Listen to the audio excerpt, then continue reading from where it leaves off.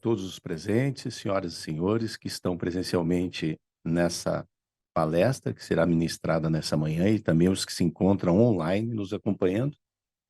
Hoje teremos a abertura dessa significativa e importante palestra para a formação e aperfeiçoamento de nós magistrados aqui no âmbito da terceira região, uma palestra de grandiosíssima importância, e gostaria inicialmente de saudar a organização do evento na pessoa do nosso juiz federal Djalma Gomes, que tem o privilégio de ser, integrar o mesmo concurso, né? É, Só que você foi o primeiro colocado. é, mas o terceiro concurso, né, de 1995, então é uma alegria ver o doutor Djalma aqui coordenando esse evento que é de uma importância singular. Também quero registrar e também convidar para integrar a mesa o desembargador Nelton dos Santos, que está aqui conosco, gentileza, se puder, que também, para minha alegria, também é do terceiro concurso aqui da Justiça Federal. É passado tanto tempo que eu cometi um erro, né? Terceiro não, o quarto concurso. Mas, enfim, corrigiu o doutor Nelton, que ele é muito detalhista nesses pontos. Bom, eu gostaria, então, de, inicialmente, cumprimentar a EMAG, na pessoa do seu diretor, doutor desembargador Nino Toldo, e o juiz federal Djalma Moreira Gomes, que é o coordenador desse evento, e também agradecer imensamente, desde logo, a presença, a colaboração que o professor Paulo Marcelo Gemhoff está prestando aqui à nossa escola, com a sua presença e com a palestra que seguirá. O doutor Djalma Gomes fará a apresentação do nosso professor, mas já gostaria desde logo de registrar que nós temos aqui nesse evento 170 inscritos, 150 online e 20 presenciais, o que mostra um pouquinho da nossa realidade hoje de realmente estarmos trabalhando à distância. Então, às vezes nós ficamos aqui, olhamos um público assim, não muito grande, mas na verdade a maioria sempre está online, né? Esse é o custo da pandemia, os efeitos da pandemia e tudo mais. Então, Vossa Excelência, professor, sabe aqui que está sendo muito assistido, e mais importante que isso é o fato de que essa palestra poderá ser disseminada e consultada pelos nossos juízes posteriormente, será feito com a divulgação pela IMAG, dada a importância, a magnitude desse tema para a nossa jurisdição. Hoje, a Justiça Federal se defronta com esses grandes problemas de demandas de prestação de saúde, é uma demanda já incentivada, o estudo por meio do Conselho Nacional de Justiça, que tem um fórum específico que trata desse tema, reconhecendo, portanto, a importância de nós, juízes, discutirmos e conhecermos um pouco mais da questão médica, dos tratamentos, dos medicamentos e todas as abordagens terapêuticas importantes para que nós possamos decidir, não tecnicamente dentro do direito estritamente, mas também com conhecimento de causa sobre as questões médicas dentro do possível, com consulta, parcerias com instituições que tratam desse tema, para que nós possamos dar uma solução cada vez melhor, não só para o jurisdicionado, mas também para o Estado que presta esse serviço público de alta relevância. Eu vou passar a palavra agora ao doutor Djalma Moreira Gomes, juiz federal, que coordenou esse evento. Obrigado, doutor Muta. Agradeço a presença do nosso desembargador Nelton.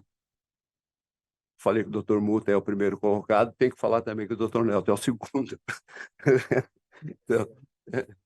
Então, nós estamos muito bem prestigiados aqui e representados pelo quarto concurso.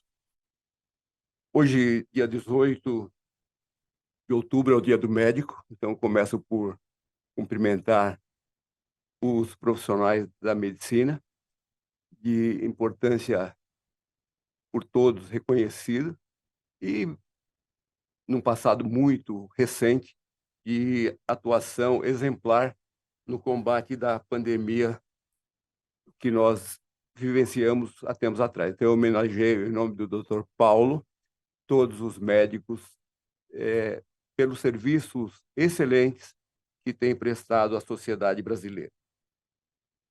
A Justiça Federal, assim como o Poder Judiciário de um modo geral, ele se depara com várias questões. E uma delas é a questão de saúde. Como sabem, o judiciário ele não escolhe as demandas, é um poder inerte, e a ele acorrem as pessoas. E o Poder Judiciário tem que dar uma resposta. E ele dá resposta desde o meio ambiente, uma questões previdenciárias, enfim, uma gama muito grande de temas que o juiz tem que resolver. Não dá para falar, ó, me abstenho, tal, tem que resolver. Então, para resolver esses problemas, o juiz vai buscando conhecer as diversas áreas em que ele atua. Na questão da saúde, que é também, por si só, um campo muito vasto, nós temos questões muito intricadas, particularmente, e uma delas é a questão do tratamento oncológico. O SUS, como vamos ver, já sabemos, é um sistema único no mundo, é o único sistema no mundo que abrange o atendimento da saúde pública de mais de 100 milhões de pessoas. Mesmo o Reino Unido, que é assim, o modelo que inspirou a criação do SUS, é muito modesta. A população dos países do Reino Unido, perto da nossa, dá um terço, menos que isso.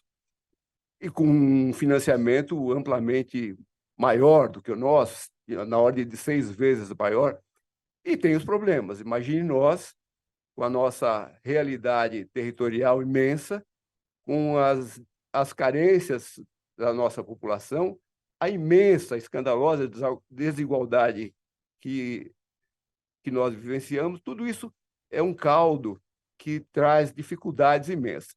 E nesse aspecto particular, num aspecto particular da saúde, o Dr. Paulo Hoff vai nos brindar com uma palestra. O Dr. Paulo é médico oncologista, ele é professor livre-docente da Faculdade de Medicina da USP, é presidente da Oncologia da Rede DOR, é membro titular do Conselho Diretor do Instituto do Câncer do Estado de São Paulo, que é uma instituição, uma organização de saúde de referência no tratamento do câncer do Brasil. Nós temos nossos problemas aqui em São Paulo e o Instituto do Câncer, particularmente, conta com a população da periferia, assim, tipo Pernambuco, Bahia, Maranhão, etc. Né? São os pacientes que acorrem, imagino, ao Instituto do Câncer de São Paulo. O professor Paulo Hoff é graduado pela Universidade de Brasília, com residência em Medicina Interna no Jackson Memorial do Hospital da Universidade de Miami. É livre-docente e doutor em Ciências pela Universidade de São Paulo, com especialização em Oncologia no MD Anderson Câncer, da Universidade do Texas. É presidente, como falei, da Oncologia da Rede DOR. É o único brasileiro a receber o título de Fellow da American Society Clinical Oncology. Único brasileiro. Decisão concedida pela contribuição relevante na luta contra o câncer. Membro titular do Conselho Diretor do Instituto do Câncer do Estado de São Paulo, professor titular da disciplina de Oncologia Clínica da Faculdade de Medicina da USP, membro titular da Academia Nacional de Medicina e presidente de honra da Sociedade Brasileira de Oncologia. Tem variadas publicações e participações em entidades de excelência de medicina. Acompanho o Dr. Paulo aqui, que eu peço licença para apresentar, a doutora Joyce Chacon, que é diretora do Instituto do Câncer, e ela está também acompanhada pela doutora Lúcia Helena, a quem agradecemos, a doutora Larissa Espanhol, agradecemos a presença. E, feitas essas apresentações, eu tenho a honra de passar a palavra ao Dr. Paulo Hoff. Muito obrigado, doutor Djalma. Eu gostaria de iniciar agradecendo muito o convite da escola, agradecendo ao desembargador Carlos Muta, desembargador Nelton, a todos os membros da nossa magistratura e os colegas da área médica que estão área da saúde que estão aqui presentes. Eu fiquei muito honrado com o convite, desembargador, para falar sobre um pouquinho sobre os desafios do SUS. E eu pensei muito como eu apresentaria esse tema a colegas que certamente têm experiência na área, mas não tão profunda, não da área médica. Então, eu dividi minha apresentação, e vocês vão ver um pouquinho, falando um pouquinho dos recentes avanços da oncologia, e depois falando mais especificamente do SUS, e talvez trazendo algumas propostas de evolução possível dentro do quadro. Eu reitero as palavras do Dr. Djalma e do Dr. Carlos, que o SUS é algo que nos traz muito orgulho, porque nós somos o único país com mais de 100 milhões de habitantes que se propôs a ter uma saúde universal. E nós sabemos que no Brasil isso funciona ainda aquém da maneira que nós gostaríamos, mas certamente eu tenho uma vivência muito grande fora do Brasil. Posso garantir a vocês que muitos países, até países consideravelmente mais aquinhoados que o Brasil, olham até com uma certa inveja do que nós conseguimos fazer com o SUS. Então, o SUS tem problemas e certamente a Justiça tem ajudado muito a avançar melhorias, lapidar o SUS, mas ele é algo que nos traz bastante orgulho, como nos trouxe no tratamento da pandemia. E eu achei muito interessante, desembargador, que quando o senhor menciona que a maior parte dos presentes está à distância, porque no contexto médico está acontecendo exatamente isso. E houve, de certa maneira, até uma democratização do ensino, porque antes nós fazíamos um evento, por exemplo, em São Paulo, se o colega que morava em Fortaleza quisesse participar, ele tinha que pegar um avião, fechar o seu consultório por 2 ou 3 dias, além da despesa econômica, tinha a questão também de ter que ficar afastado do seu trabalho. E agora, quando nós fazemos um evento na área médica, similar ao que nós estamos vendo aqui, é 3 para 1. Então, entendendo, claro que é um desafio muito grande falar sobre oncologia num período relativamente curto de tempo, eu já antecipadamente me coloco à disposição para discussões futuras, né? Meu primeiro slide é esse. Nós, na área da medicina, temos essa obrigatoriedade de apresentar os potenciais conflitos de interesse. Hoje, praticamente toda a pesquisa de novas medicações, ela tem sido patrocinada pela indústria farmacêutica, que é quem produz este produto. Então, é muito importante que a gente tenha relação com a indústria também para o desenvolvimento e para trazer novas terapias precocemente até para o nosso país, mas obviamente que a gente tenta manter uma separação de interesse muito grande sempre que possível aqui. Câncer no Brasil. Câncer no Brasil, infelizmente, hoje é praticamente uma epidemia. Quando nós olhamos os números, infelizmente, eles são crescentes. Nos Estados Unidos e no que era antigamente chamado de Europa Ocidental, os números de casos de câncer estabilizaram, eles não crescem já há um certo tempo. No entanto, na nossa realidade, não tem sido assim. Os números têm crescido e têm crescido de uma forma bastante acelerada. Então, por exemplo, 15 anos atrás, mais ou menos quando eu me tornei professor titular na Universidade de São Paulo, eu me lembro de fazer um slide e nós tínhamos menos de 400 mil casos de câncer por ano. Agora nós temos mais de 700 mil novos casos de câncer por ano no Brasil. E, infelizmente, se nós pegarmos, por exemplo, a incidência de câncer nos Estados Unidos e fizermos uma regra simples, uma regra de 3 com a nossa população, o pico no Brasil deverá ser ao redor de 1 milhão de casos novos de câncer por ano. E nós não temos estrutura hoje para termos atendimento adequado a toda essa população. Então, é um desafio para todos os gestores em todos os níveis, porque o nosso SUS ele tem o nível municipal, nível estadual, nível federal, e todos são coparticipantes e têm obrigações.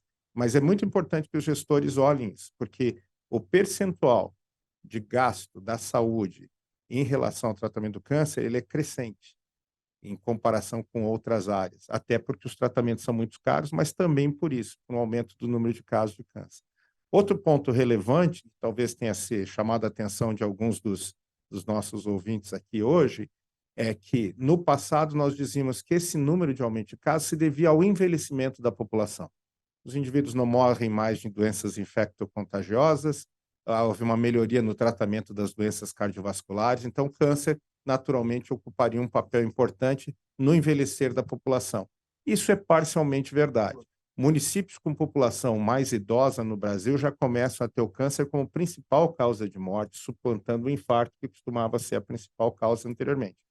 Mas, recentemente, nós identificamos uma tendência, e eu fico até orgulhoso de dizer que no Instituto do Câncer nós publicamos um dos primeiros manuscritos vendo essa modificação epidemiológica. Temos visto um aumento no número de casos de câncer em pessoas com menos de 50 anos.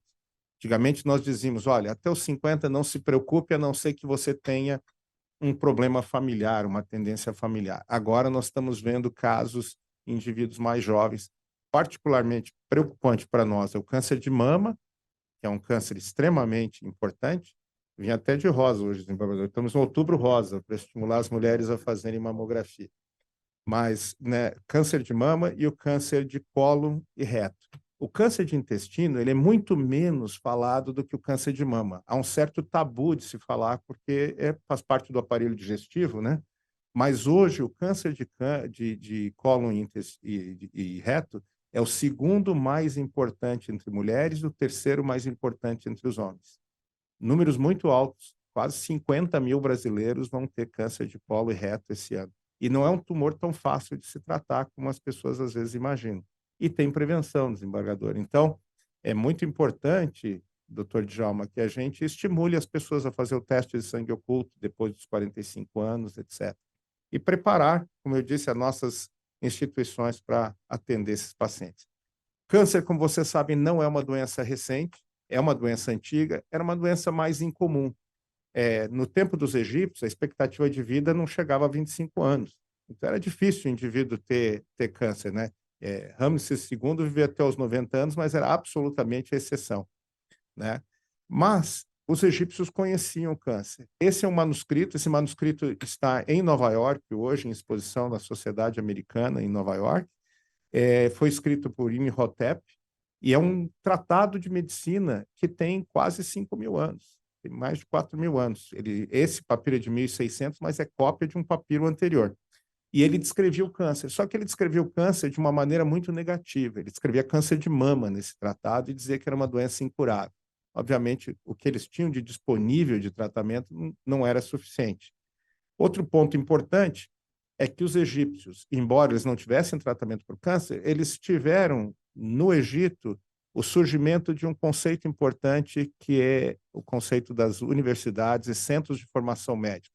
Eu brinco que talvez Alexandria tenha sido o primeiro centro de câncer da época, e porque era o melhor local para você aprender medicina, se fazia uma medicina de ponta para aquela época, e pessoas formadas em Alexandria se distribuíram pelo mundo antigo fazendo medicina. Um desses indivíduos foi Galeno. Galeno, eu não saberia nem, doutor Djalma, dizer quem no direito seria o equivalente a Galeno, mas Galeno foi fundamental e ele foi o determinante dos tratamentos médicos por mais de 1.000 anos. Então, durante toda a Idade Média, os achados de Galeno e os escritos de Galeno eram levados muito a sério. E ele era um indivíduo que nasceu originalmente onde hoje é a Turquia, que era parte do Império Romano, mas ele ficou tão conhecido tratando gladiadores, etc., lesões difíceis, que ele foi trazido a Roma e virou médico do imperador, e os seus escritos ganharam um aspecto quase que mitológico. E ele tentou tratar um paciente com câncer, alguns pacientes com câncer, não teve sucesso, e ele escreveu, olha, paciente com esse tipo de problema, será melhor deixá-lo e não fazer nada. E, infelizmente, para a evolução do tratamento, como o que Galeno falava era muito considerado, durante toda a Idade Média, praticamente não foi feito nenhum esforço em direção ao tratamento do câncer. Nós começamos a ver uma melhora no tratamento do câncer na virada do século XIX para o século XX. Tivemos Lister criando a questão da asepsia, que começou a permitir cirurgias mais ousadas, né? Que antes os pacientes morriam de infecção. Tivemos Morton com anestesia e começamos a ter cirurgiões exercitando um pouco mais a sua capacidade técnica de remover tumores. E esse médico, Halsted, é um marco no tratamento do câncer. Halsted foi um médico que originalmente começou a sua carreira em Nova York, mas ele mudou para Baltimore e ele foi um dos 4 grandes fundadores do Colégio Johns Hopkins, a escola de medicina que hoje talvez seja considerada uma das 3 melhores escolas de medicina no mundo. E o que o Halsted fez em relação ao câncer? Ele estudou muitos pacientes com câncer e ele disse o seguinte, olha, tem como curar essa doença. Essa doença é uma doença que tem um padrão de disseminação que ele é típico, e se nós removermos o câncer, os tecidos sadios ao redor e toda a área de drenagem, onde as células do câncer que saíram do tumor possam estar indo, nós vamos curar pacientes. E ele inventou essa cirurgia, mastectomia radical de Halsted. Graças a Deus, ninguém mais faz essa mastectomia, porque eu vi pacientes, eu ainda, na minha formação, vi pacientes com essa mastectomia, e era uma coisa extremamente deformante para a mulher, porque não tirava só a mama e toda a musculatura, ficava só o osso, né? Então, era deformante. Mas ele pegou uma doença que era incurável e, de repente, mais de 20% das mulheres estavam curadas. E ele criou alguns conceitos que nós usamos até hoje. Então, você vai operar um tumor, você não pode cortar o tumor. Ele tem que sair inteiro. Se você corta, cai células na cavidade. Se você vai tirar o tumor, você tem que tirar uma margem livre, você tem que tirar uma área saudável ao redor para permitir que o tumor não volte. Você tem que tirar os linfonodos que fazem a drenagem. Esses conceitos nós usamos até hoje. Halsted não estava 100% correto, porque o câncer é uma doença muitas vezes sistêmica. Às vezes ele pula etapas, ele não faz uma... Ele não precisa sair da Paulista e passar pela Santos, ele pode sair da Paulista diretamente lá para a Marginal, mas, de qualquer maneira, o conceito cirúrgico ficou, e mais importante, ele tornou a ideia de que câncer era uma doença curável algo factível. Até Halsted, as pessoas não acreditavam que isso fosse possível. Hoje, qual é o futuro da cirurgia oncológica? É usar esses conceitos de Halsted, mas minimizar o dano ao indivíduo, ao paciente. Então, o refinamento da técnica cirúrgica vem acontecendo, e hoje se faz muito o que a gente chama de cirurgia minimamente invasiva. Então, você não tira mais a mama da mulher. Sempre que possível, você faz uma ressecção segmentar, preserva a mama. Se você vai operar, por exemplo, um tumor no intestino, você pode fazer laparoscópico, não precisa um corte tão grande. Então, nós estamos evoluindo na cirurgia de uma maneira a minimizar os danos que a técnica traz aos pacientes, além de trazer, obviamente, o sucesso da eliminação da doença. O segundo pilar do tratamento do câncer foi a radioterapia, que surgiu com Madame Curie. Ela pagou um preço muito alto pelo descobrimento do rádio, né? Ela morreu de leucemia causada pela sua própria descoberta, porque ela manuseou muito substância radioativa sem proteção. Mas pouco após a sua morte, em 1922, era inaugurado o primeiro centro de radioterapia em Nova York. Esse é o centro do Memorial Sloan Kettering, em 1922. E hoje nós temos a radioterapia como um pilar importante no tratamento, e avançou muito também. Da mesma maneira que a cirurgia tenta ser menos agressiva com o paciente, nós temos a radioterapia sendo menos agressiva. Existe um conceito agora, por exemplo, de radiocirurgia. Não é uma cirurgia de verdade, mas é uma radioterapia ultra concentrada, ultra focada, e que consegue ser tão efetiva quanto a cirurgia. Então, desembargador, até pouco tempo atrás, você ia tratar um paciente com câncer de próstata, você tinha que tratar esse paciente por 8 semanas contínuas de radioterapia. Já existem equipamentos que fazem esse mesmo tratamento em 5 dias. Então, um ganho de tempo e de qualidade de vida muito grande para os pacientes. Então, continua havendo avanços. Obviamente, todos esses avanços vêm com uma certa dificuldade de incorporação econômica, eu vou discutir depois, mas, de qualquer maneira, tem avanços, e o futuro da radioterapia, a meu ver, muito parecido com o da cirurgia. É continuar refinando a sua eficácia e reduzindo o impacto na saúde do paciente a longo prazo. E, finalmente, o terceiro ponto, o terceiro pé do tripé de tratamento do câncer era a quimioterapia. Eu falo era porque eu vou mencionar algo em breve, mas a quimioterapia surgiu da guerra. Na Primeira Guerra Mundial, as potências beligerantes usaram fartamente gás mostarda, que não tem nada de mostarda, só que o cheiro dele é parecido com mostarda e ele é amarelo, então ficou esse nome. E médicos que examinaram cadáveres de pacientes que morreram, de soldados que morreram por gás, notaram que o sistema imune estava absolutamente destroçado. Na Segunda Guerra Mundial, os americanos criaram uma equipe para estudar antídotos contra o gás, porque eles tinham preocupação que fosse haver troca novamente de gás no campo de batalha, e não houve. Mas os americanos tiveram um acidente. Uma bomba caiu dentro de um navio americano que estava carregado de gás mostarda no porto de Bari, na Itália, e contaminou soldados americanos. Então, gás americano, soldados americanos. E um indivíduo chamado Dr. Gilman liderou um grupo de médicos que tratou esses pacientes e novamente fez essa observação de que o sistema imune dos pacientes era o primeiro afetado. Então, glóbulos brancos caíam muito, os linfonodos diminuíam, e ele pensou, ele teve aquele momento de genialidade. A genialidade é quando você observa algo que está todo mundo vendo e você vê algo mais, né? Ele teve a ideia de usar esse tratamento, então, esse mesmo, um análogo desse gás, algo similar ao gás, num paciente que tivesse o sistema imune hiperativado. Eles voltaram em Yale, em Nova York, perto de Nova York, né? E trataram em 1943 um paciente com linfoma, que é uma doença, um câncer que afeta os linfonodos, o sistema imune fica absolutamente descontrolado, cresce linfonodos, massas. E usando um análogo do gás mostarda, eles tiveram uma resposta. Isso deu origem à quimioterapia original, que era um envenenamento controlado. A ideia é a seguinte: o câncer está se replicando rapidamente. Se você usar um veneno que mate célula em replicação, você vai matar mais células cancerosas do que células normais. E deu certo, até certo ponto. Então, linfomas, leucemias, câncer de testículo podem até ser curados com esse tipo de tratamento, e a quimioterapia convencional se tornou a base do tratamento oncológico, principalmente de pacientes com doença disseminada. Problemas. Primeiro, você não cura um grande número de pacientes, a cura é limitada. Segundo, você tem células normais em replicação, não é só o câncer que replica. Então, células do cabelo, das unhas, do intestino, elas estão multiplicando todo dia. Também são afetadas e você tem todas aquelas toxicidades associadas ao tratamento. Então, quem não sabe que tratar câncer cai cabelo, dá náusea, dá vômito, dá ferida na boca, cai a unha, tudo isso tem a ver com o método que o tratamento era feito. Então, foi um avanço importante. Até hoje nós usamos muito da quimioterapia, mas deixava a desejar. 1990, início dos anos 2000, esse era o tripé do tratamento do câncer: cirurgia, radioterapia e a quimioterapia, como eu disse, o envenenamento controlado dos pacientes. O que teve de diferente no início deste século?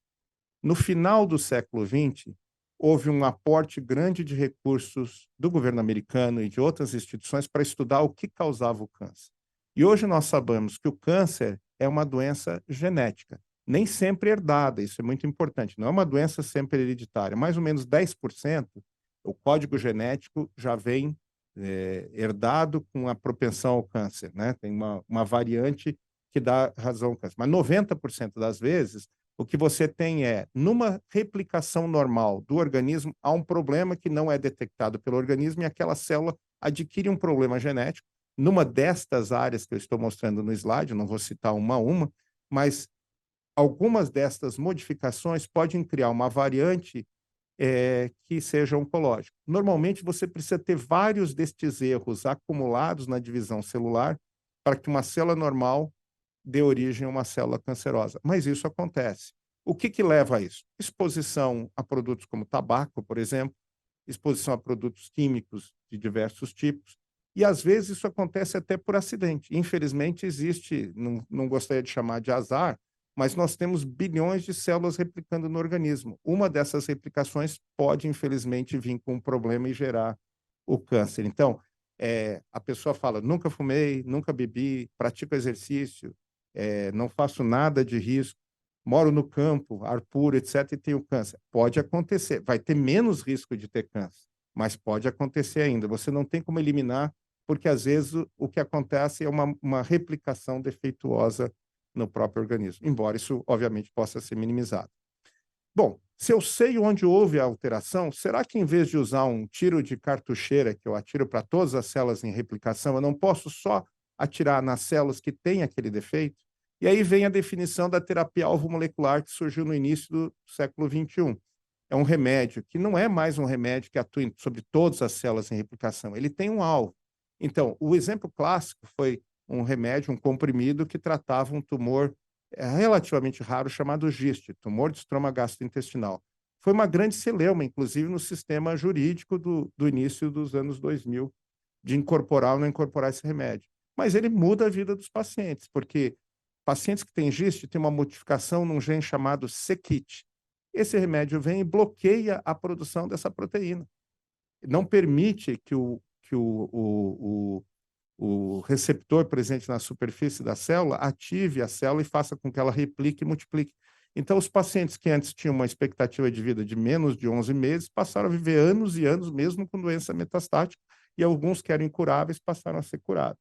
Então, foi uma modificação muito grande e criou toda uma nova área de tratamento e que nós temos visto que é a terapia alvo molecular. Então, a ideia é o seguinte: no modelo antigo, você tinha câncer de pulmão, você tratava câncer de pulmão. Agora não, você vai procurar. Mas esse câncer de pulmão, ele tem uma alteração de EGFR, vou usar um inibidor de EGFR. Ele tem uma inibição, uma alteração do gene do ALK, vou usar um bloqueador de ALK. São questões que eu tenho certeza todos os colegas juízes recebem nas suas comarcas o tempo inteiro demandas em relação a esse tipo de tratamento. Porque a ideia no futuro é você ter um exame como esse, é um exame de sequenciamento genético do tumor, ainda não está disponível no SUS isso, mas devagarzinho os preços estão caindo e eu acho que eventualmente o futuro, isso é parte do futuro, e você vai receber do laboratório. Olha, essas são as alterações presentes. Vocês veem, esse paciente tem uma alteração de BRAF, de ATR, etc. E você pode, então, escolher que tratamento você usaria, gerando no futuro o que a gente chama de terapia agnóstica, terapia com conhecimento. Então, vai ser um tratamento muito mais direcionado. Eu não tenho a menor dúvida que este é o futuro do tratamento sistêmico do câncer, porque faz muito sentido. E mais, vai ser mais econômico, porque antes eu dava o mesmo tratamento para todo mundo e pouquíssimos pacientes se beneficiavam. Agora eu vou dar um tratamento para menos pacientes e um percentual maior desses pacientes vai se beneficiar.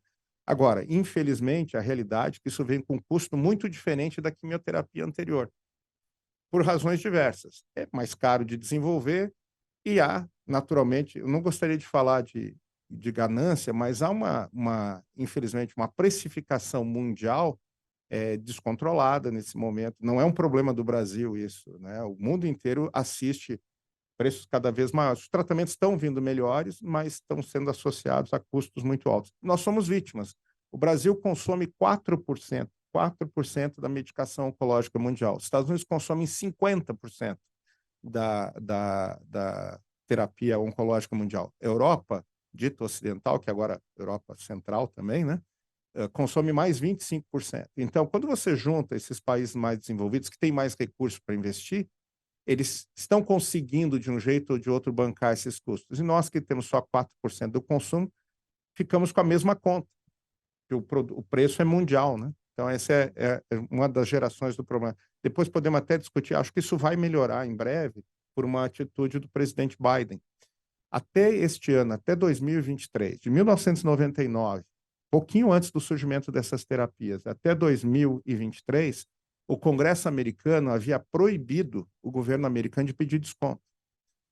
Eu comentei com vocês que 50% do produto oncológico mundial é comprado nos Estados Unidos. Destes 50% são comprados pelo governo americano via um programa chamado Medicare, que é um programa que atende pessoas mais idosas, que têm mais câncer.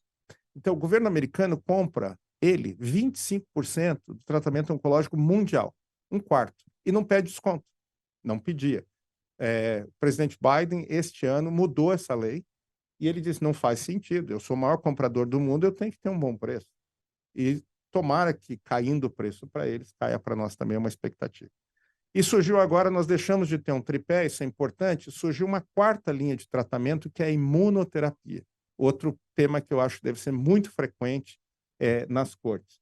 O que é a imunoterapia? A imunoterapia é a utilização do sistema imune do próprio paciente para que ele enfrente a doença. Então, é o seguinte, quando você usa a imunoterapia, você não está tratando o tumor. Você está fazendo com que o sistema imune do paciente, os anticorpos, as células que naturalmente enfrentariam o tumor do paciente, descubram o tumor. O tumor, ele tem uma alteração no código genético, mas o código genético da célula tumoral basicamente é o mesmo código genético do paciente, com essas pequenas alterações. Então, ele usa de artifícios normais para se esconder. O sistema imune do paciente se apresenta para atacá-lo, ele apresenta um passe e diz, não, eu sou parte desse organismo, não me destrua. Quando a gente faz imunoterapia, o que nós estamos fazendo é tentando fazer com que o sistema de defesa do paciente ignore esse passe que o tumor apresenta e o destrua. E funciona. Para todo mundo? Não. Infelizmente, dependendo da doença, é de 5% a 15% dos pacientes que é candidato a receber a imunoterapia. Então, a imunoterapia seria ótimo se fosse para todos, mas não é. E isso talvez tenha um pouco de relevância, porque, às vezes, e tenho certeza que isso acontece com a melhor boa vontade do mundo, o paciente ouve falar, pede para o médico, ele faz, nem sempre há uma indicação. Então, há que se tomar cuidado, porque é extremamente caro. Imunoterapia é tratamento de 40, 50 mil reais por mês, custo do produto. Então, há que se tomar cuidado. Mas é maravilhoso quando funciona. Então, temos uma doença, melanoma, tumor de pele muito grave. Quando ele é avançado, a mortalidade era praticamente 100%. Ninguém se curava dessa doença, Dr. Carlos. Quando surgiu a imunoterapia, mudou esse panorama. Então, hoje, 20% dos pacientes que eram incuráveis são curados, e você tem uma expectativa de vida naquele que não é curado, que era de 6 a 12 meses, agora é de anos, com o uso da imunoterapia. Então, nessa doença específica, por exemplo, mudou completamente o quadro, a adição da imunoterapia. E tem várias outras indicações, e as indicações vêm crescendo. Agora, aqui, eu devo reconhecer que parte disso é, obviamente, derivado do interesse médico e dos pacientes também. Em algumas indicações, ele claramente é superior, a imunoterapia é claramente superior. Em outras indicações, muito parecida. Então, é onde nós todos temos que trabalhar junto e decidir quais dessas indicações realmente faz diferença. E para os cientistas, a busca é fazer com que mais do que 15% dos pacientes se beneficiem, obviamente. Então, essa é a questão. É dar a quem precisa o que funciona. Não é dar tudo a todo mundo, porque aí gera desperdício. Mas realmente é importante que, se tem alguém que aquele tratamento vai funcionar, que ele tenha acesso a esse tratamento. Essa é uma busca. E algo que vai nos ajudar futuramente é isso que eu estou mostrando aqui muito rapidamente. Um dos problemas do câncer é que nem sempre você sabe que tem a doença, né? Nossos exames, eles são limitados na sua eficácia para determinar o câncer. E aí alguém pensou, mas para aí, o câncer tem que circular na circulação. Por que eu não procuro células tumorais no câncer? E é muito difícil, porque quando uma célula entra na circulação, as forças físicas dentro de turbilhonamento, etc., que destroem as células que estão circulando, muitas vezes. E alguém teve, então, novamente, um momento de genialidade, dizendo, eu não preciso procurar uma célula, eu vou procurar fragmento do DNA. O DNA do tumor não é diferente do DNA da célula normal, ele não tem essas alterações, eu vou procurar essas alterações. E hoje existem técnicas de procurar fragmentos de DNA circulante que permitem que você faça a identificação do tumor. Tem duas maneiras de você fazer isso, educada e não educada, informado e não informado. O que é informado? Eu tenho um paciente que teve um tumor removido e eu sei que alterações estão presentes nesse tumor. Eu olhei o tumor e eu sei, olha, tem alteração de ALK, certo, no tumor. Então, eu vou no DNA, eu procuro só DNA alterado com alteração de ALK. Ele é informado. Mas o bom mesmo vai ser quando eu não precisar ter isso. Quando eu tiver um teste que possa ir lá e determinar se tem ou não tem câncer presente, independente de eu saber que alterações tinha no tumor original. Essa é a biópsia líquida não informada. Então, exame de sangue, biópsia líquida, deve ser uma realidade muito em breve. Já existe alguns serviços que estão fazendo isso de uma maneira ainda inicial, mas isso eu acho que vai ser uma modificação muito grande. E nós vamos saber quem tem câncer e quem não tem com muita propriedade, até antes de estar visível em exames de imagem, né? Os testes não são perfeitos ainda, então isso não está pronto ainda para uso generalizado, mas isso virá em breve. E nós vamos poder fazer rastreamento. Então, em vez de fazer mamografia, colonoscopia, não sei quantos de vocês fizeram colonoscopia, eu já passei dos 45, eu já fiz a minha colonoscopia. É um exame chato para burro, né? Então, se puder tirar uma amostra de sangue e ficar dispensado de fazer o exame, vai ser uma maravilha, né? Isso vai acontecer, não tenham dúvida, é questão só de tempo da tecnologia ser refinada. Existe já uma empresa vendendo esse teste nos Estados Unidos, mas a eficácia, doutor Djalma, é 65%. Então, não está pronto ainda para prime time. Então, isso vai ser muito importante e acho que a gente tem que discutir como incorporar isso no SUS também depois. Aí, falando um pouquinho da história natural, e o senhor me corrigiu, me deu tempo, doutor Carlos, hein? A história natural do câncer, a que nós gostaríamos seria o seguinte, fez o diagnóstico, fez um estadiamento para determinar onde o câncer está, faz o tratamento e cura. Essa é a barra de cima.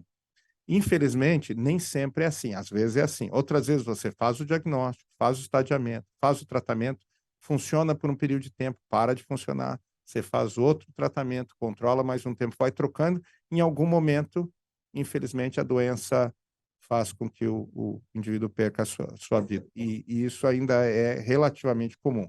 No Brasil, hoje, nossos números, nós curamos aproximadamente 60% dos pacientes, talvez um pouquinho menos, e 40 e poucos por cento dos pacientes que têm câncer ainda falecem da doença. Então, um número muito grande ainda.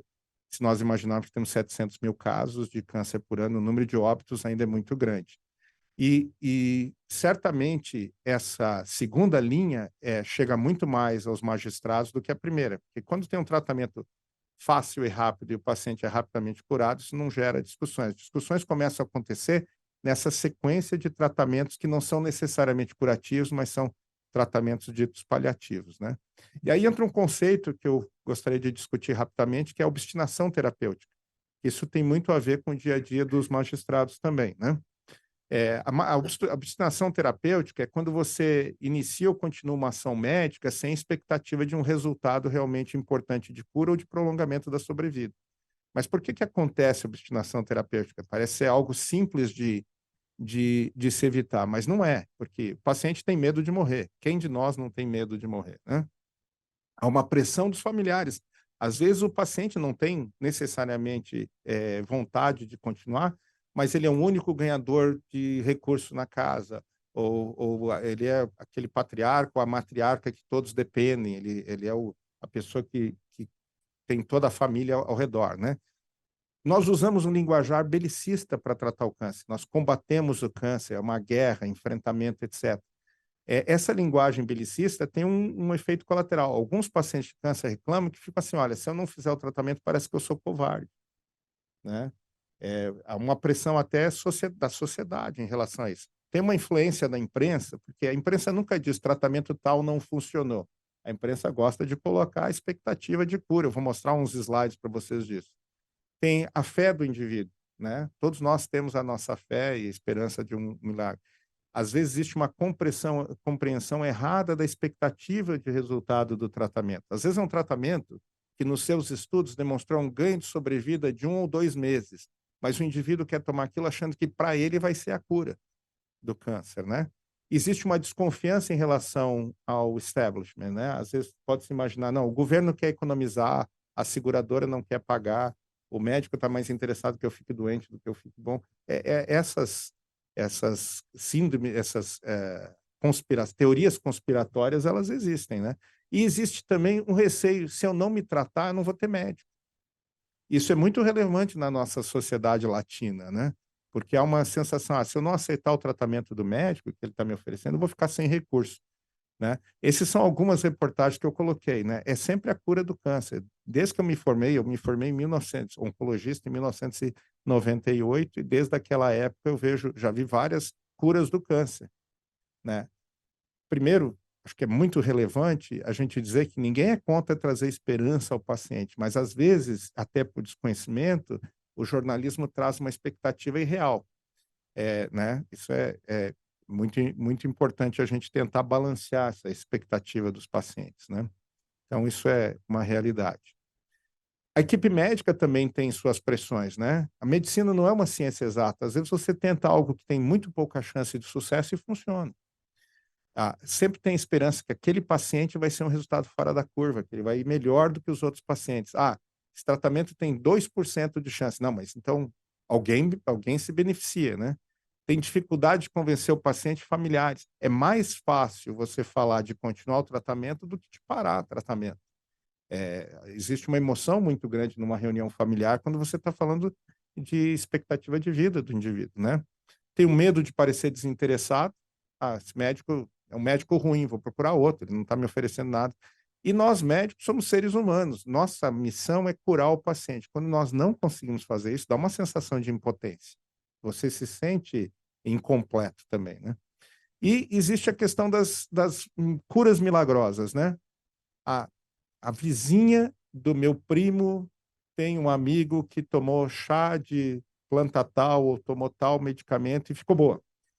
Curas milagrosas acontecem, milagres acontecem, eles existem. Todo médico vai lhe dizer que já viu um milagre. Mas é interessante, esse é um trabalho que foi publicado agora em 2023. Alguém foi olhar a questão das curas milagrosas. Quando você faz um estudo de um novo produto, muitas vezes Dr. Carlos, há uma comparação do novo tratamento com placebo. Placebo é uma pílula de açúcar ou pílula de farinha, né? E é interessante, esse indivíduo, o Arushi e seus colegas, foram olhar nos trabalhos o que aconteceu entre os pacientes que tomaram placebo. E mais ou menos 1% dos pacientes que tomam placebo melhoram. E tem melhoras significativas. Eu não sei se é poder da mente, se houve uma reversão do sistema imune espontâneo, o sistema imune começou a acontecer, mas a gente sabe que existem sim alguns pacientes que, independente do tratamento, têm uma melhora milagrosa. Agora, são raros, não chega a 1%, então não é algo que a gente possa contar com isso. Mas isso explica muito desses tratamentos. Mas para mim funcionou, para alguém funcionou. Eu acredito, o efeito placebo ele existe, ele é real, mas não, infelizmente não é comum, né? E o que o paciente quer? O paciente quer a cura, quer viver mais tempo, quer viver melhor.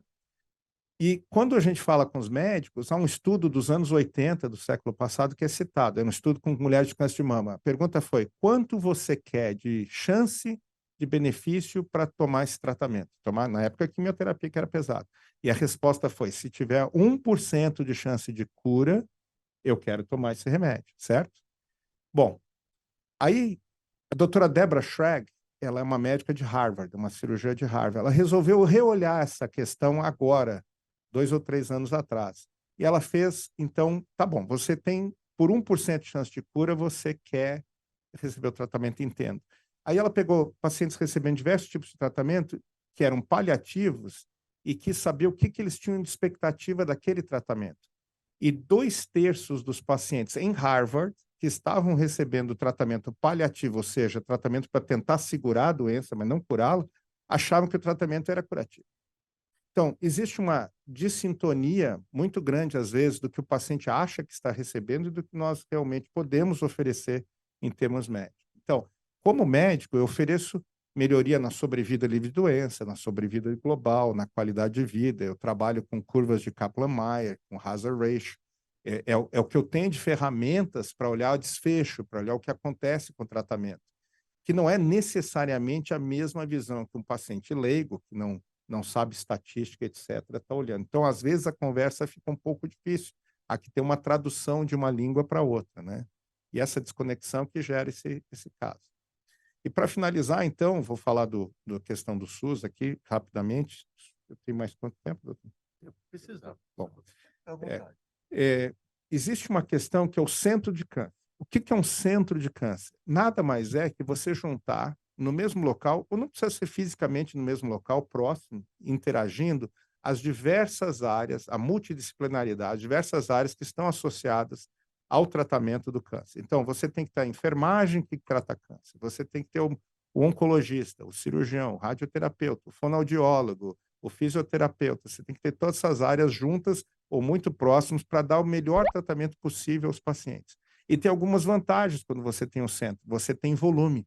E volume traz experiência. E a experiência traz a possibilidade de incorporação de novas tecnologias e estudos e ensino também, né? Você certamente precisa ter muito volume de qualquer coisa para que você ensine as pessoas. Então, tendo isso em questão, eu gostaria de mostrar aqui em São Paulo, isso muitos anos atrás, nós participamos da fundação da Rede Hebe Camargo. O que era a Rede Hebe Camargo? Nós tínhamos, na época, em São Paulo, 72 centros de tratamento de câncer ao redor do estado. Nós decidimos que era importante fazer com que eles trabalhassem juntos, que houvesse alguma sintonia entre eles, e que você pudesse fazer prevenção, diagnóstico precoce, tratamento completo, perto da casa do paciente, que ele não tivesse que se deslocar mais do que 90 minutos de casa. E eu acho que isso continua sendo muito válido, né? A gente ouve falar, e certamente os juízes federais ouvem mais do que nós, porque outros estados têm mais dificuldade em relação a isso, de indivíduo que precisa pegar um ônibus e viajar 16 horas para ir fazer radioterapia em algum local. Não é muito humano você pedir para alguém com câncer fazendo radioterapia que se ele desloque por mais de um dia para poder ter o tratamento. Então, o ideal era poder fazer o tratamento próximo, né? Então, a ideia da disseminação é importante. Bom, e os Estados Unidos? Os Estados Unidos, além de ter o atendimento normal, eles têm 60 centros de câncer especializados ao redor dos Estados Unidos. Esses são os principais, né? Como é que você coloca essa questão do tratamento estar próximo do indivíduo e você ter o centro de câncer com todas as especialidades e com toda a tecnologia. Como é que você faz com que isso case? E isso é relevante. É relevante porque em algumas situações você precisa do volume. Eu coloquei aqui a mortalidade de 30 dias após uma cirurgia para tratamento de câncer. Se você fizer uma esofagectomia, e não é uma cirurgia tão rara assim, num centro comum, um hospital geral, que tenha pouco volume. O que é pouco volume? Faz menos do que 2 desses procedimentos por mês. A sua mortalidade em 30 dias é de quase 20%. Quer dizer, de 5 pacientes que operarem, 1 vai morrer de complicações cirúrgicas, não do câncer. Se você fizer a mesma cirurgia num centro de câncer especializado que faz um grande volume, mais do que 2 procedimentos por mês, cai para 3% de mortalidade. E pancreatectomia, se você fizer num centro não especializado, 13%, centro especializado, 6%. Então, tem algumas situações em que aquele ideal de tratar próximo do local onde o indivíduo mora não cabe, porque você troca a conveniência, a humanidade do tratamento perto por um desfecho pior.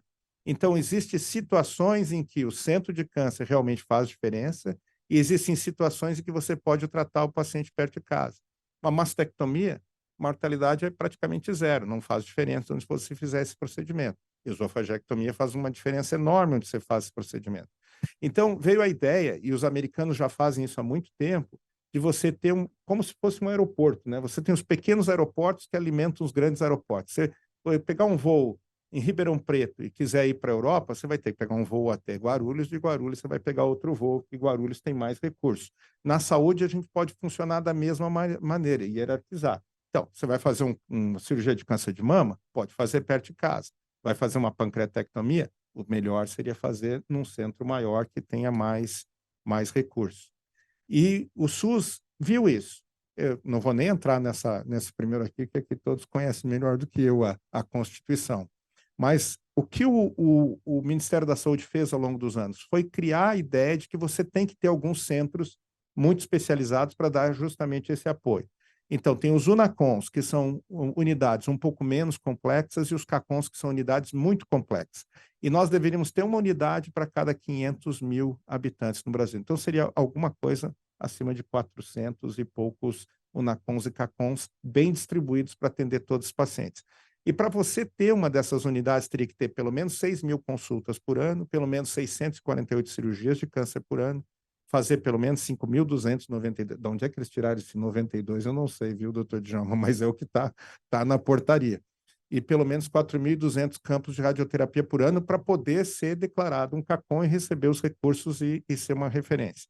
Esse é o mapa dos CACONs e UNACONs no Brasil. Eu peço desculpa, o mapa está um pouquinho desatualizado, mas eu peguei o número de 2023. Hoje nós temos 317 unidades. Esse mapa aqui, ele tem já uns 7 anos, então veja que houve uma evolução. Nós saímos de 242 UNACONs, CACONs para 317. Está melhorando, mas continua aquém e mal distribuído. Veja que em algumas regiões do Brasil nós temos muito poucos serviços, enquanto que outros, especialmente região sudeste, sul e sudeste, nós somos melhor aquinhoados com UNACONs e CACONs. E no estado de São Paulo e outros, nós temos tentado trabalhar nessa regionalização. Então, você tem os CACONs, UNACONs, que deveriam se apoiar mutuamente, e você tem os grandes serviços. Em São Paulo, você tem o ICESP, que é a nossa instituição, mas você tem Barretos, você tem Jaú, você tem outras unidades que são grandes e que trabalham também como prestadores da altíssima complexidade. Talvez tenha que se criar esse termo, né? Câncer já é alta complexidade, mas tem altíssima complexidade. Então, por exemplo, o ICESP tem a radiocirurgia que eu mencionei para vocês. É um equipamento muito caro. Tem que ter um volume muito grande para justificar a presença desse equipamento. Não dá para colocar isso numa cidade pequena, não faz sentido econômico. Então, o indivíduo vai fazer uma radioterapia normal para reto, pode fazer na sua cidade de origem. Precisa fazer uma radiocirurgia de uma lesão cerebral. Tem que se deslocar um serviço maior. É assim que a gente acha que funciona. Lembrando que o SUS usa muito serviço privado no Brasil. O SUS, ele trata mais ou menos hoje 75% dos casos de câncer do Brasil, quase 80%. Mas 70% do serviço SUS ele é prestado em unidades privadas, sejam filantrópicas ou não filantrópicas, mas que trabalham para o SUS. E isso é muito relevante. Por que que é relevante? Perdão, fui para trás em vez de para frente.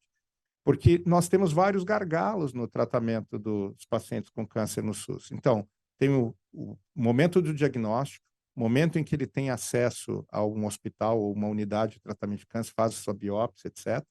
Você tem o momento da primeira consulta e você tem o momento do tratamento. Nós temos trabalhado nisso e os nossos legisladores têm, inclusive, feito leis específicas em relação a isso, mas aí uma crítica de quem está na ponta, né?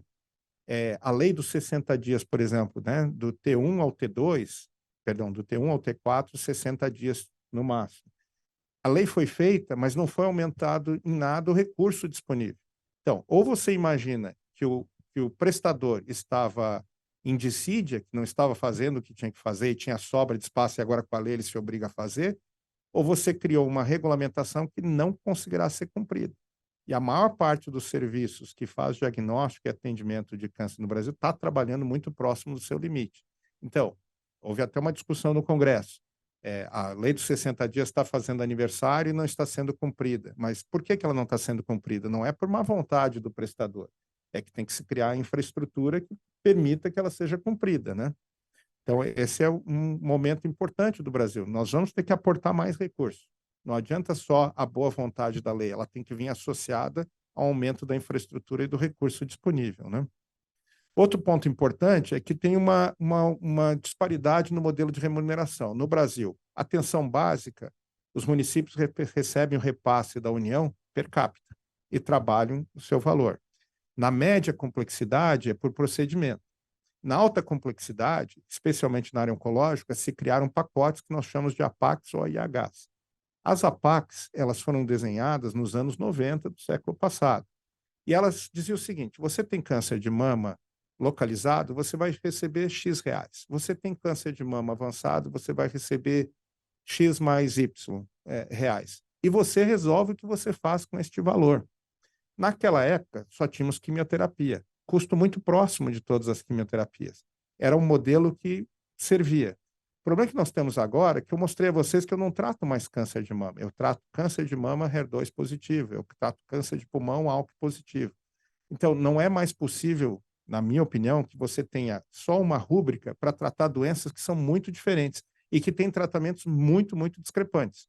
Então, por exemplo, melanoma que eu mencionei anteriormente. O melhor tratamento para melanoma hoje é imunoterapia. A imunoterapia vai custar ao redor de 40 a 50 mil reais por mês. A APAC era 700 reais. Então, foi aprovada a imunoterapia na Conitec. Conitec é o órgão do Ministério da Saúde que aprova o uso de medicação. Eles autorizaram, você pode usar a imunoterapia, mas a APAC era 700 reais. Na época, eu ainda era o presidente efetivo. Eu sou presidente de honra, mas era o presidente da Sociedade Brasileira. A nossa demanda foi o seguinte: olha, você tem que criar um modificador da PAC para pagar um valor maior, ou, melhor ainda, faça a compra centralizada, que você negocia o seu desconto, e você autoriza tratamentos para os grandes centros para poderem fazer isso.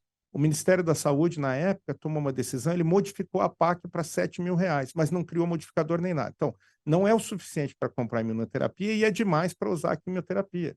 Para mim, foi a pior solução possível que se fez. Então, tem que se discutir de novo como se faz esse repasse via essas APACs, porque é muito conveniente para o Ministério dizer assim: não, eu dei o dinheiro, agora a instituição lá na ponta, não quero singularizar ninguém, mas Barretos que se vire e use o dinheiro e faça o que ele quiser.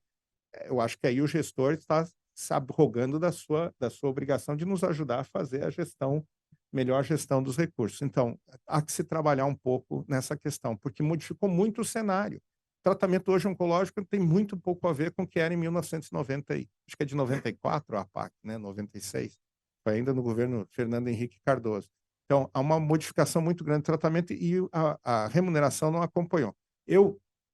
E aí, doutor Nelton, não sei se é minha opinião pessoal, eu acho que a compra centralizada para esse produto era melhor, porque você comprar muito, você consegue desconto. Você consegue fazer uma licitação maior, melhor do que deixar o indivíduo brigando por isso. Bom, tratamentos caríssimos, quando incorporar, né? Quando o tratamento é barato e funciona, luz verde, ninguém dá bola. Se esse tratamento fosse 200, 300 reais por mês, ninguém estava discutindo. O problema é o seguinte, o tratamento é bom, ele é eficaz, mas é caríssimo. Quando que você faz essa incorporação? Esse é o desafio do SUS. E o desafio do SUS, na realidade, é o desafio de apresentar o que é melhor aos pacientes. Então, nós temos lá fonte pagadora, que tem o interesse, a indústria farmacêutica, que quer vender o mais caro possível, os médicos que querem fazer o que tem de mais moderno, né? O médico também gosta muito de coisa nova, viu, doutor? E as agências regulatórias. E vocês aí no meio. Vocês entram em todas essas instâncias, né? Na magistratura realmente está envolvida em toda essa relação, que ela é, aqui está muito simples, mas ela é extremamente complexa, né? Então, eu acho que a solução é medicina baseada em evidência. O que é a medicina baseada em evidência? É o uso consciencioso, judicioso, da melhor evidência disponível para o tratamento daquele paciente. E como é que a gente faz isso? Existe uma escala de evidência. Não é o que eu acho. O que eu acho, a opinião do expert, é o nível de evidência mais baixo, né? Eu tenho que apresentar ou revisões sistemáticas, ou então você tem os ensaios randomizados, que são os ensaios comparativos, que na oncologia a gente considera muito, depois tem ensaios de corte, ou seja, existem níveis de evidência que podem ser utilizados e você pode dizer, olha, isso é um nível de evidência 1A, você tem que fazer, isso é... Ou não, esse é um nível de evidência 4, é só a opinião do expert, você faz se você quiser, é a opinião dele, mas está embasado só na experiência, intuição, não é realmente algo tão forte. Por que eu digo isso? Porque tem alguns tratamentos que, como médico, eu tenho um paciente que não tem mais expectativa e ele quer fazer alguma coisa desesperadamente, a gente tenta ajudar, tenta achar alguma coisa. Mas eu falo, olha, não tem evidência para isso. É algo que você não pode judicializar isso, por exemplo. É desvantajoso para o sistema, né? Então, é algo que a gente tem que começar a ver e utilizar. Então, esses 3 primeiros que eu achurei um pouquinho são os que eu acho que são as evidências que podem ser realmente usadas numa questão do SUS, em que a gente está tentando fazer melhor uso do recurso, que, afinal de contas, é recurso de todos, né? Recurso público. Se o indivíduo tem recurso pessoal e quer fazer uso de coisas mais exploratórias, é um direito dele, um direito do ser humano. Mas eu acho que não cabe ao Estado pagar quando, e me perdoe se eu já estou dando a minha opinião, mas quando é algo que tem uma evidência muito mais baixa, essa evidência é muito mais discutível, né? E existe um outro conceito que está tentando se trazer para o Brasil, que é o de quali. Por que é isso? Eu posso ter um tratamento que melhora 1 ano a expectativa de vida do paciente, mas ele passa esse ano inteiro deitado numa cama entubado. Qual foi a qualidade de vida que ele teve? Então, o quali, ele faz o seguinte, ele vê quanto tempo o paciente ficou a mais vivo e ele desconta eventos que possam ter derrubado a qualidade de vida do paciente. É complicado, não poderia explicar, é praticamente um livro para você entender este cálculo matemático, mas é um cálculo matemático que pode ser feito e ele te dá, então, uma proporção de tempo de ganho-vida e a qualidade com que esse tempo é feito. E isso surgiu na Inglaterra, foi mencionado aqui o NIH inglês, o NIH inglês usa esse conceito. E houve uma decisão de você, então, qual o valor de quali que você aceita? Para um ano de vida com qualidade, quanto eu estou disposto a pagar? A Organização Mundial de Saúde, anos atrás, havia proposto o seguinte, não dá para os Estados Unidos ter o mesmo quali que o Brasil. O Brasil não pode ter o mesmo quali do que Angola. Angola não pode ter o mesmo quali que Bangladesh, porque são todos países que têm rendas muito distintas, então disponibilidade financeira muito distinta. Então, a Organização Mundial de Saúde fez uma proposta. Vocês poderiam usar 3 vezes o PIB per capita nacional como o seu quali. No Brasil, seria alguma coisa na ordem de $30 mil. $10 mil do nosso PIB per capita seria mais ou menos $30 mil por quali para justificar a incorporação. Eu devo dizer que na Conitec a discussão atual é de se incorporar isso, mas estão falando de uma vez o PIB. Por que isso vai ser relevante? Isso vai cair na jurisdição da magistratura, porque se você fizer uma vez o PIB, praticamente todos esses tratamentos novos ficam fora. Eles não atingem, porque como eles são muito caros, eles têm, e eles não é necessariamente curativo, o quali vai ficar abaixo. Então, essa é uma discussão que está agora acontecendo e vai ser muito relevante, porque uma vez o PIB vai restringir muito o que pode ser feito. Eu não sei, eu não faço parte da Conitec, eu não sei como vai ser essa solução, mas a Organização Mundial de Saúde havia proposto 3 vezes o PIB como PIB per capita como sendo o quali, né? E aí algumas perguntas importantes, né? quando a gente vai decidir o tratamento, qual a evidência disponível, já mencionei, e qual efetivamente o benefício esperado. Eu vou curar esse paciente? Claro que eu estou disposto a investir muito mais para curar um paciente. Se eu não vou curar o paciente, então eu vou prolongar a sobrevida. Quanto tempo eu vou prolongar a sobrevida? Houve, Dr. Nelton, um tratamento para câncer de pâncreas, que não é mais utilizado, mas um tratamento foi feito, o experimento, e ele melhorava a expectativa de vida dos pacientes em 15 dias. Veja, se eu sou paciente, eu quero 15 dias a mais. Mas a verdade é que pedir que a sociedade, ou mesmo seguradoras particulares, tivesse um dispêndio muito alto para aumentar em 15 dias a expectativa de vida era irrealista. Esse nem os americanos incorporaram, tá? Até os americanos pararam de usar isso. Mas esse é o tipo de pergunta que tem que ser feita. Bom, que ganho eu tenho por esse investimento? Você está pedindo um grande investimento. Uma vida não tem preço, mas há um custo.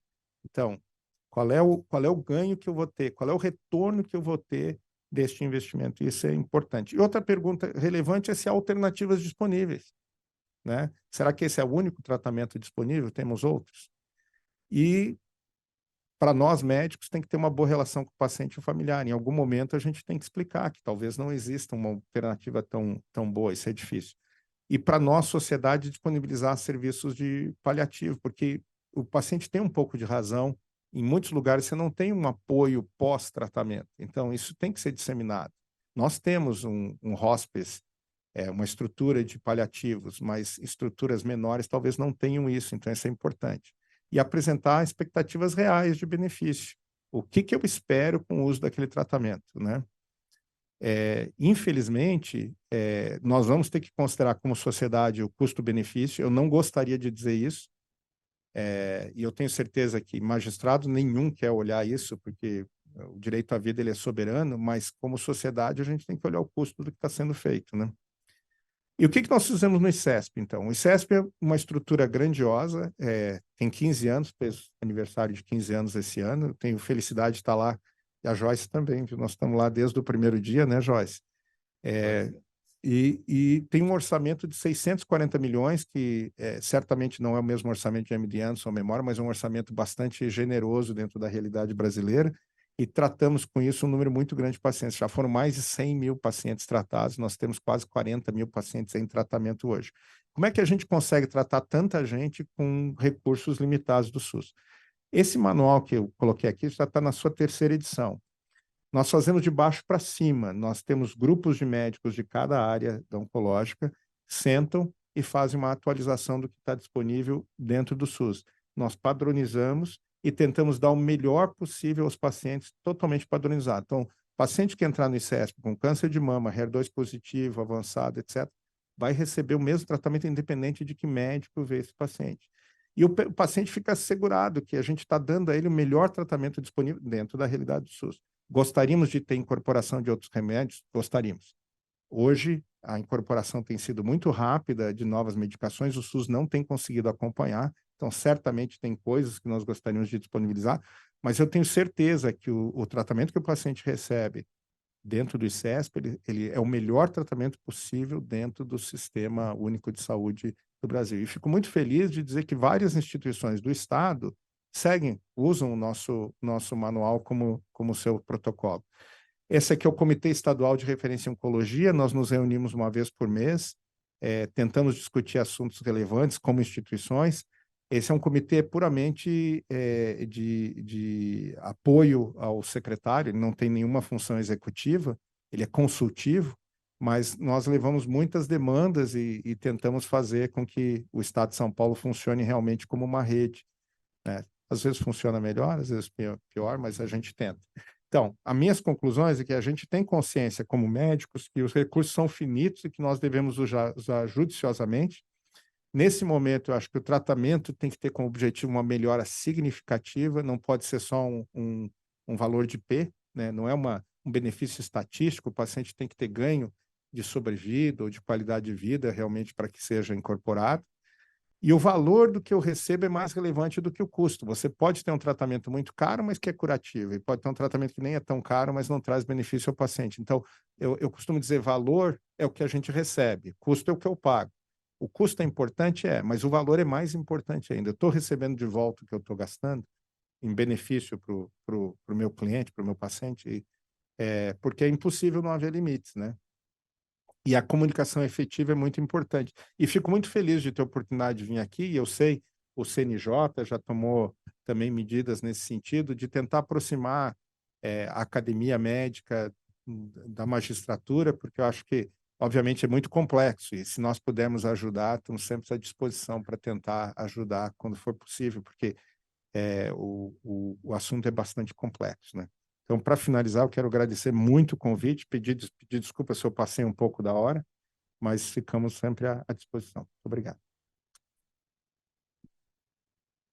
Muito obrigado, doutor Paulo. Foi uma palestra muito importante para o nosso trabalho.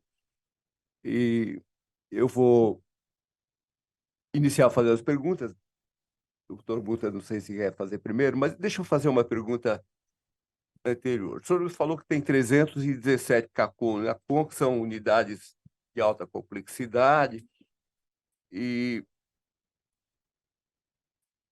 no tratamento oncológico, o que chega na justiça é diferente de outras áreas. Por exemplo, alguém chega no judiciário pedindo para fazer uma cirurgia de quadril, que faz tempo que ele está na fila, está esperando, tal, então ele quer o tratamento. No câncer é diferente, não chega ninguém na justiça, até hoje não passou nenhum caso por mim, que a pessoa diz, olha, eu não fui recebido na rede, eu preciso fazer um tratamento, estou com câncer e a rede não me acolhe. Isso nunca aconteceu. O que acontece é a pessoa vir dizendo o seguinte, olha, eu estou recebendo tratamento, às vezes até o MIC, onde está recebendo tratamento, mas alguém, um médico da minha família, um médico que eu fui e tal, disse que eu tenho que receber um medicamento tal. Obviamente que esse medicamento tal não está no rol, no protocolo daquela entidade. Então, minha pergunta são duas. Primeiro, há muita diferença desses protocolos de unidade para unidade, mesmo tipo de tumor? E, segundo, o que aconteceria se a justiça acolhesse esse pedido? Introduz o medicamento tal. O que aconteceria no tratamento desse paciente? Eu acho que essa pergunta é extremamente importante, doutor Djalma, e claro que é muito difícil da gente generalizar, mas eu diria o seguinte, boa parte desses novos medicamentos que são discutidos nesse sentido não são necessariamente curativos. Boa parte são tratamentos que têm essa expectativa de prolongar um pouco a sobrevida. A velocidade com que eles têm sido introduzidos na prática privada é mais rápida, a Conitec tem sido lenta em tentar fazer essa avaliação. Então, existem situações em que realmente haveria impacto em tempo de sobrevida, raras vezes em que seria em termos de cura, mas poderia ter em tempo, né? Isso realmente pode estar acontecendo. Mas varia muito de caso a caso.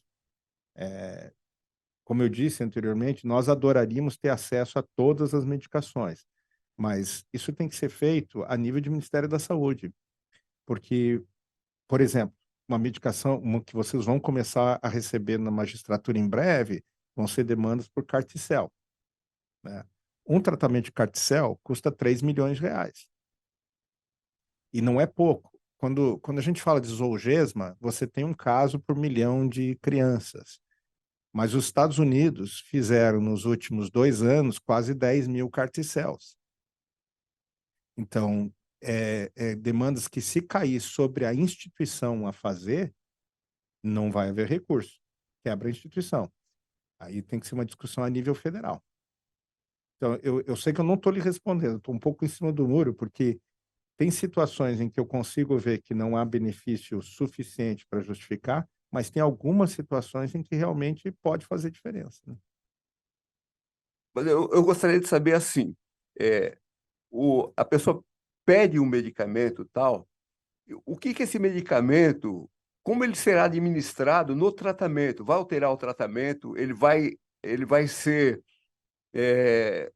adicionado ou vai tirar um para entrar aquele que não foi exatamente a prescrição ou não consta do protocolo daquela unidade? Normalmente é aditivo. Esse é um dos dramas da medicina. A medicina é muito mais aditiva do que substitutiva.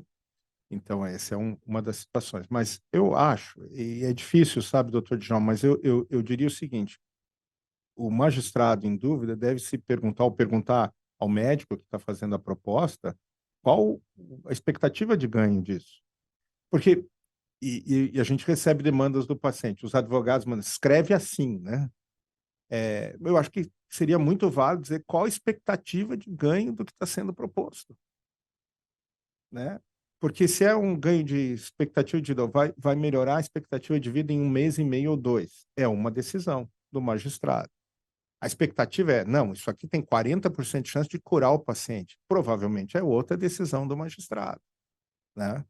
Hoje é muito difícil de eu singularizar, porque são muitas situações. Tem as duas. Tem situações em que a adição desse medicamento vai ser perfumatório o benefício que tem, e tem algumas situações de alguns tratamentos que podem ser bastante relevantes. Carticel vai ser um grande drama, porque Carticel é relevante, tem 40% de chance de cura de pacientes com linfoma refratário, né? Como isso vai ser incorporado no Brasil? Não estou nem falando do SUS agora, sabe, doutor Djalma, isso vai ser um drama também para as próprias seguradoras. Eu vi um número de que um número substancial de seguradoras privadas quebram com Carticel. Não tem estoque de caixa para sustentar. Isso vai acabar vindo para o SUS, né? Porque a gente pensa, às vezes, no sistema privado como sendo competidor, ou até, infelizmente, algumas pessoas pensam de maneira negativa. Eu penso muito positivo. Eu penso que são 25% dos brasileiros que estão bem atendidos e não precisam do SUS. É 25% a menos de dispêndio que pode ser gasto nos outros 75% dos pacientes. Mas esses custos estão aumentando tanto que a parte desses vão acabar voltando para o SUS, né? O senhor falou que a grande sacada é dar a quem precisa o que funciona. Esse deve ser uma dificuldade que as instituições de saúde têm para compatibilizar isso com as APAC, por exemplo. Como faz? Como Então, está fazendo isso? é muito difícil, doutor Djalma, e aí que as instituições tendem a fazer? Eles tendem a tentar tirar de algum lugar para poder fazer quando é realmente necessário para os outros pacientes. E o interessante é que, e talvez isso seja relevante, o número de pacientes que precisam desse tratamento específico ele não é tão grande. Então, por exemplo, tumores com alteração de ALK é 1% dos pacientes só, com câncer de pulmão. Então, às vezes a gente consegue trabalhar aqui e lá. Instituto Câncer, o que nós fazemos? Nós abrimos o máximo de estudos clínicos possíveis, porque no estudo clínico o paciente sempre recebe o tratamento mais moderno. Então, nós temos hoje um número muito grande de pacientes que conseguem receber todos esses tratamentos participando de pesquisa clínica. E, ao mesmo tempo, está gerando um legado de conhecimento que vai ser importante no futuro. Então, essa é uma maneira que uma instituição grande consegue trabalhar. Agora, voltando à sua pergunta, a PAC está desatualizada e acho que ela está ainda trabalhando no mundo dos anos 90 do século passado. Nós precisamos readequar. Se eu pudesse dar uma sugestão à nossa ministra da Saúde, ela precisa fazer uma grande discussão nacional e readequar a PAC. Ou ela cria modificadores na PAC, ou ela passa a fazer compra centralizada dessas medicações de altíssimo custo, que é o que eu acho que seria mais econômico para o país, seria fazer a compra centralizada dessas medicações. Mil perdões, mas Claro. quando o falecido secretário Barrados era secretário do Estado de São Paulo, em 2007, ele me chamou na época e falou, Paulo, eu tenho 350 milhões de reais em judicialização em câncer por ano, 2007, né? Olha para mim o que é relevante aqui, o que você acha que é relevante, o que faz sentido. Aí nós sentamos, fizemos um trabalho e falou, então, eram 7 medicações que a gente falou, essas 7 tinha que estar incorporada e não estão no SUS. Ele falou, o Estado de São Paulo vai bancar essas 7. E o que nós vimos é que ele reduziu o custo dessas 7 medicações em 20%. Porque quando vem uma ordem judicial, a instituição tem que comprar, a secretaria compra, preço de varejo. Quando ele sabia que ele tinha que comprar, ele negociou e pagou 20% menos. Então, gerou uma economia relevante.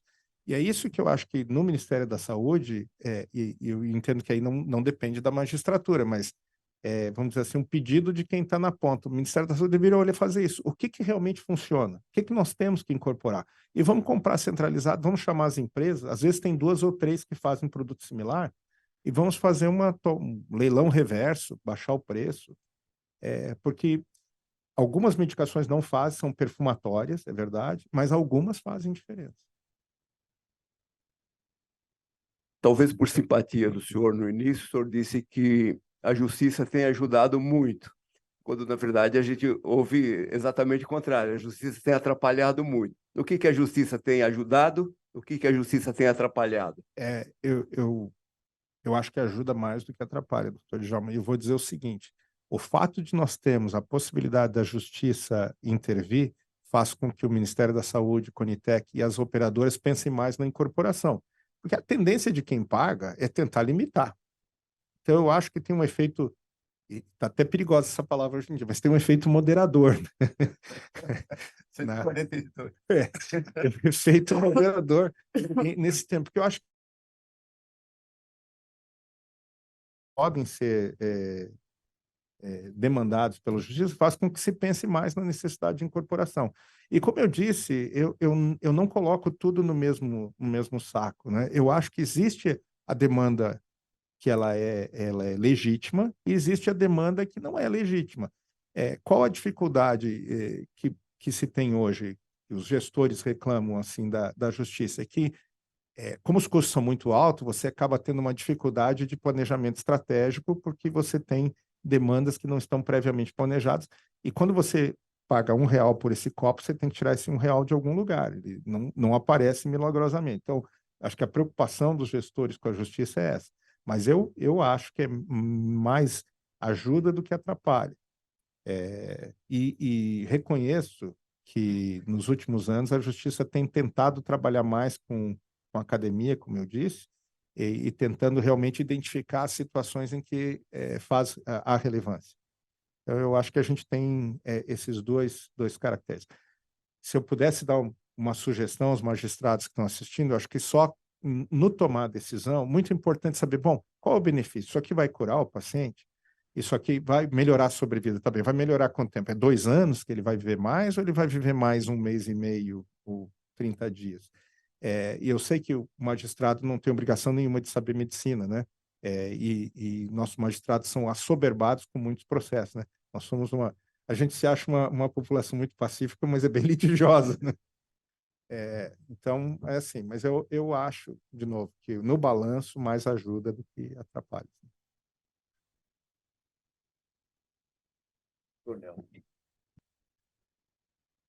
Bom dia. Não se trata de uma pergunta, professor. Gostaria de fazer um destaque. O senhor disse que muitas vezes o médico é procurado em busca de um milagre. E nós, magistrados, também somos muitas vezes demandados por milagres. Talvez nós com uma dificuldade maior, porque o médico é procurado por um milagre de saúde, de vida.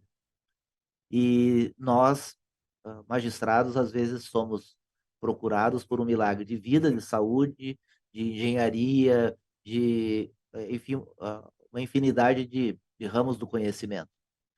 E o senhor disse, o juiz não tem obrigação de saber de medicina.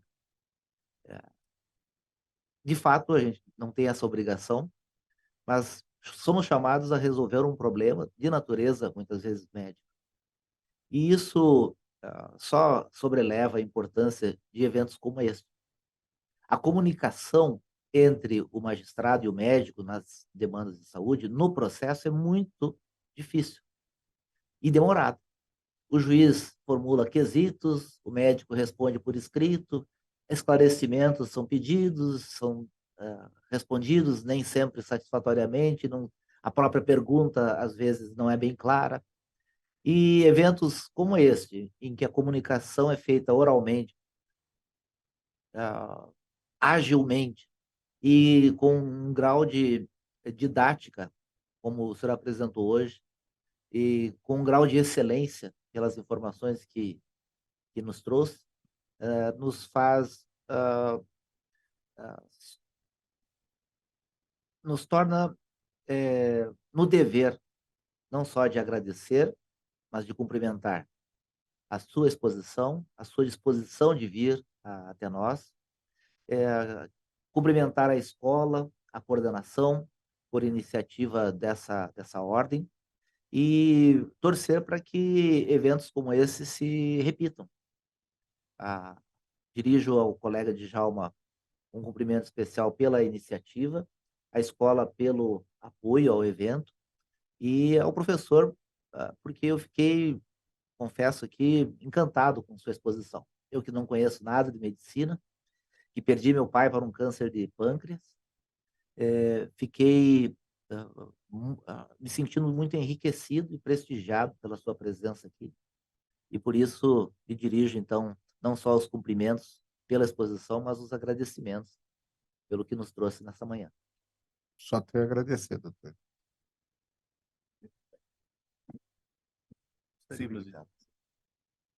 Gostaríamos de abrir aos que estão presentes para fazer perguntas. Eu acho que existem muitas questões, talvez, mas vamos tentar ouvir aí os que estão presentes. Pronto. Bom dia a todos. Inicialmente, gostaria de agradecer a brilhante palestra, né? Professor, é o seguinte, há muitos anos atrás eu tive um processo em minha mesa, tratava da leucemia mieloide crônica e o remédio era o Glivec.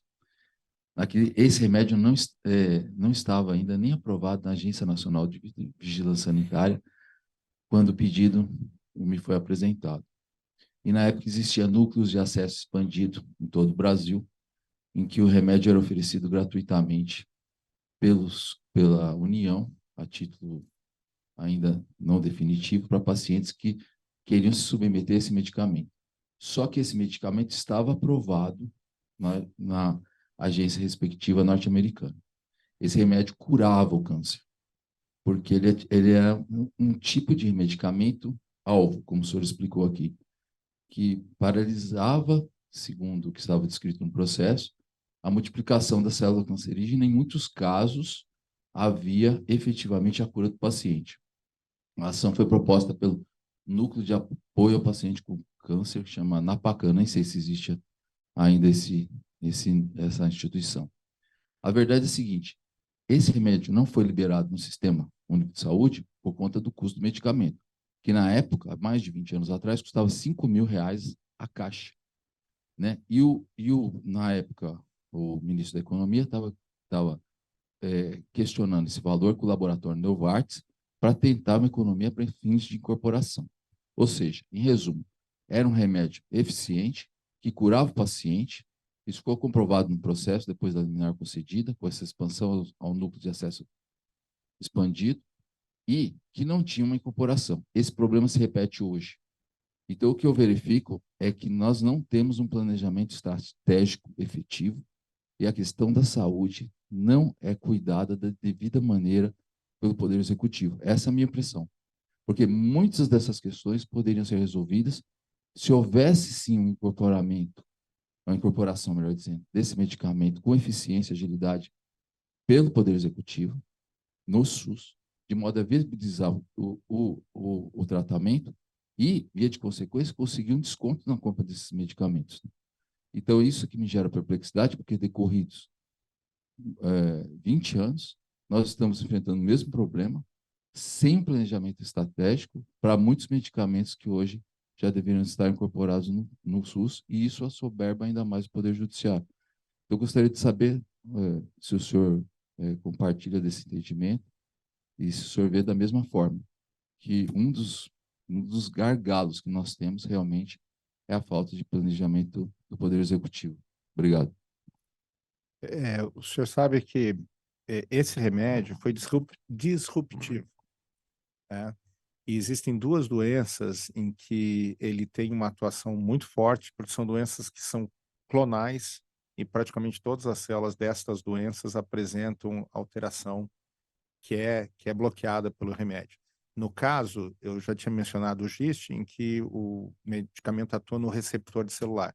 Na leucemia mieloide crônica, um número muito grande dos pacientes, a maior parte dos pacientes tem uma fusão BCR e ABL. São dois genes dois cromossomos se batem e trocam material. Não deveria acontecer, mas acontece. E nessa troca de material, eles passam a produzir uma proteína P210, que é uma proteína alterada que gera leucemia mieloide crônica. E é verdade, os pacientes tinham como único tratamento com expectativa de cura era o transplante de medula, e que não funcionava em grande parte das vezes, e com o remédio os pacientes, infelizmente, poucos se curam, mas a maior parte consegue viver décadas tomando remédio, e foi disruptivo. Na época, eu me lembro muito bem, porque acabou sendo resolvido, o Serra era ministro da Saúde e acabou incorporando. Na época, ele conseguiu um desconto de R$ 42 por comprimido, que era o preço original, ele pagou 7. Então, o que para mim mostra como a compra centralizada pode fazer diferença. E até hoje o Glivec é entregue por compra centralizada, né? Que é o modelo que acho que funcionou. Então, o doutor tem absolutamente razão que em certas medicações que são disruptivas, falta essa celeridade. O problema é que nós temos hoje no mundo mais ou menos 1.800 moléculas em investigação. Certamente algumas, e é o que a gente reza, algumas serão disruptivas, como o imatinib, como o Glivec, para algumas doenças, e teriam que ser rapidamente incorporadas. Mas junto vem outras moléculas cujo benefício é muito menor. Então, é difícil da gente fazer uma decisão para todos ao mesmo tempo, porque haverá outros Glivec, se Deus quiser. Mas haverão outras moléculas que não vão ser tão benéficas. Então, eu acho que é aí que entra o bom senso, e eu acho que o doutor tem razão, de que no Ministério da Saúde deveria alguém olhando isso estrategicamente e dizer, olha, o Glivec nós não podemos esperar, esse negócio muda a doença, acabou, tem que incorporar.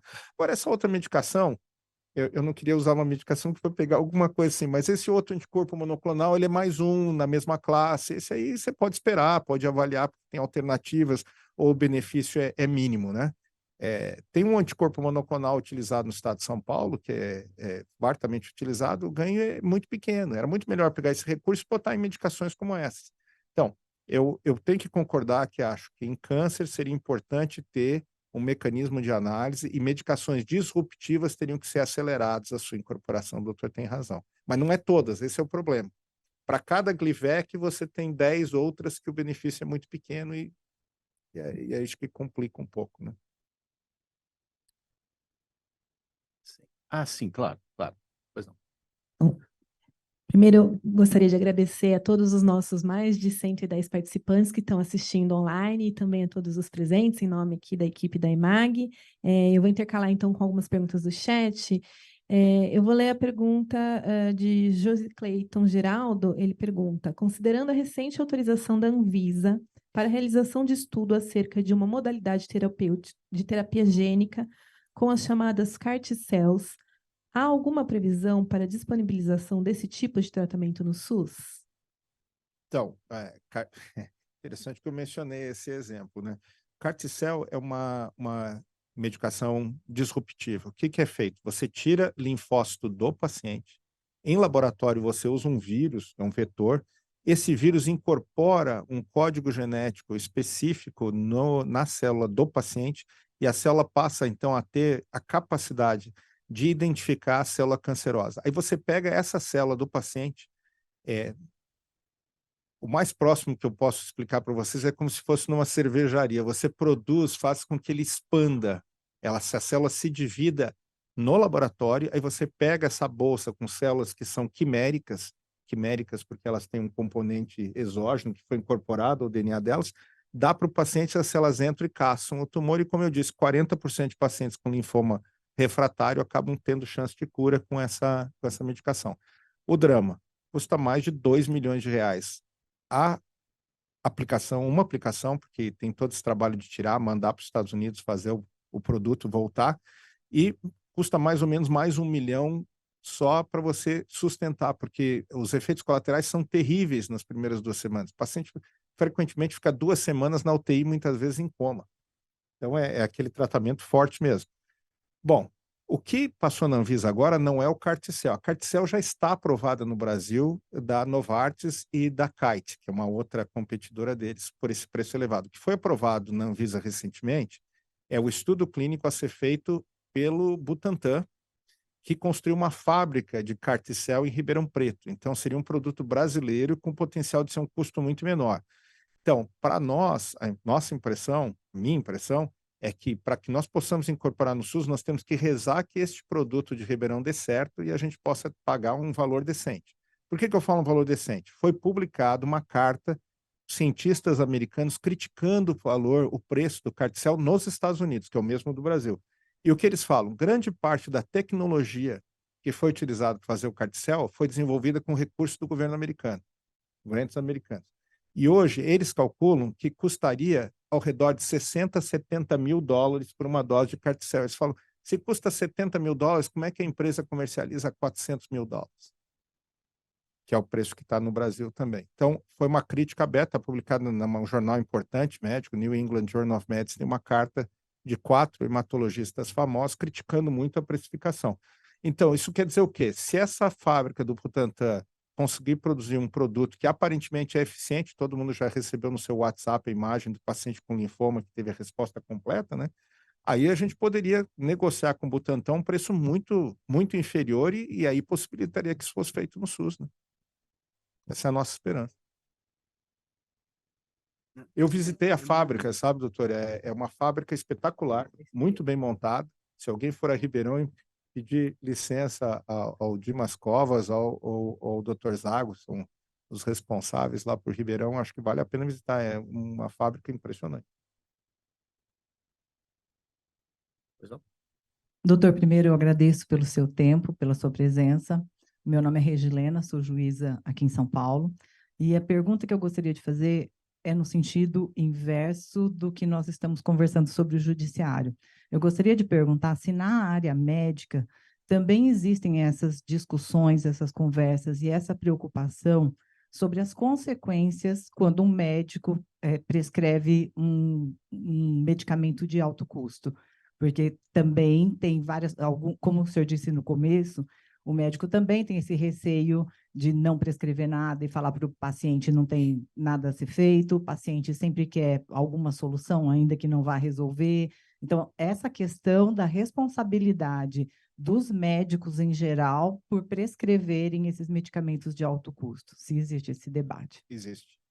Eu agradeço a pergunta, porque ela é muito relevante. Existe esse debate a nível mundial. A Sociedade Americana de Oncologia, o nome é meio estranho, o acrônimo fica ASCO, né?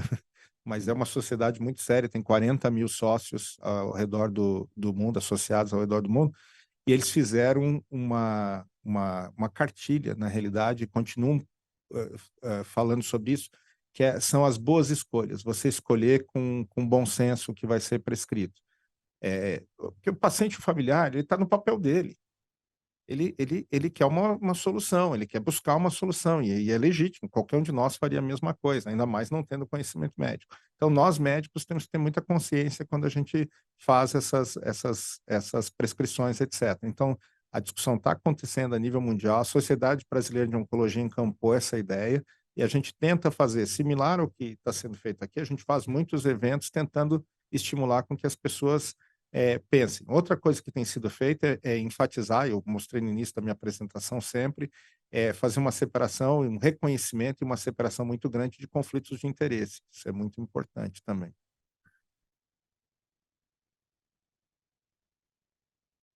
Vou ler mais uma então aqui, que veio pelo chat. A pergunta é da Lilian. Doutor Paulo, obrigada pela excelente palestra, pela linguagem acessível. O senhor considera que o rol da ANS tem sido ferramenta efetiva no cumprimento de direito dos indivíduos na área de saúde? Isso é uma pergunta difícil, né? A próxima pergunta seria o rol, se ele é exemplificativo ou se ele é taxativo, né? Eu diria o seguinte, nós médicos gostaríamos que o rol fosse atualizado mais frequentemente. Na época da discussão inicial, foi a demanda que a Sociedade Brasileira de Oncologia Clínica fez. Nós não nos oporíamos até um rol taxativo, se fosse essa decisão do legislador, né? Mas nós achamos que, se for feito dessa maneira, o rol tem que ser atualizado em tempo real. Antes, ele se fazia a atualização dele a cada 2 anos. Olha, Glivex saiu hoje, vou esperar 2 anos para incorporar um remédio que faz com que um paciente com leucemia mieloide crônica morreria e não morra mais? Não faz sentido esperar 2 anos. Houve uma promessa na época da ANS de que se encurtaria para 6 meses dos intervalos. Eu teria que olhar se eles estão cumprindo isso ou não, porque faz muito pouco tempo.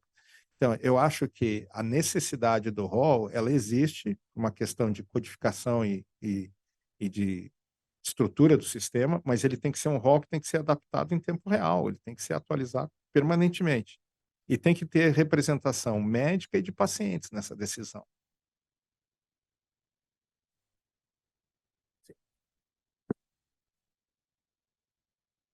Primeiro, parabenizá-lo, né, pela palestra. Eu gostaria de saber como que é feito todo esse controle e desse preço de toda essa medicação, porque alguns tratamentos eu acredito que até seja compreensível, mas uma boa parte dessa medicação, esse alto custo, é isso que eu gostaria de entender, como que é feito, porque às vezes eu acho que fica meio até incompreensível como que se chega nesse alto custo de alguns medicamentos assim, 10 mil, 40 mil por mês. É isso que eu gostaria de conseguir entender. Não existe nenhum tipo de controle. Então, eu peço desculpa se a resposta vai ficar um pouquinho longa, tá? Mas é o seguinte, no passado, se entendia que o preço seria o seguinte, o custo de desenvolvimento do produto, o custo de desenvolvimento dos produtos que não deram certo, historicamente em oncologia, 3 a 5% dos produtos que entram em pesquisa clínica dão certo, os outros 95% morrem pelo caminho porque não deram certo e tiveram um custo, alguém tem que pagar esse custo.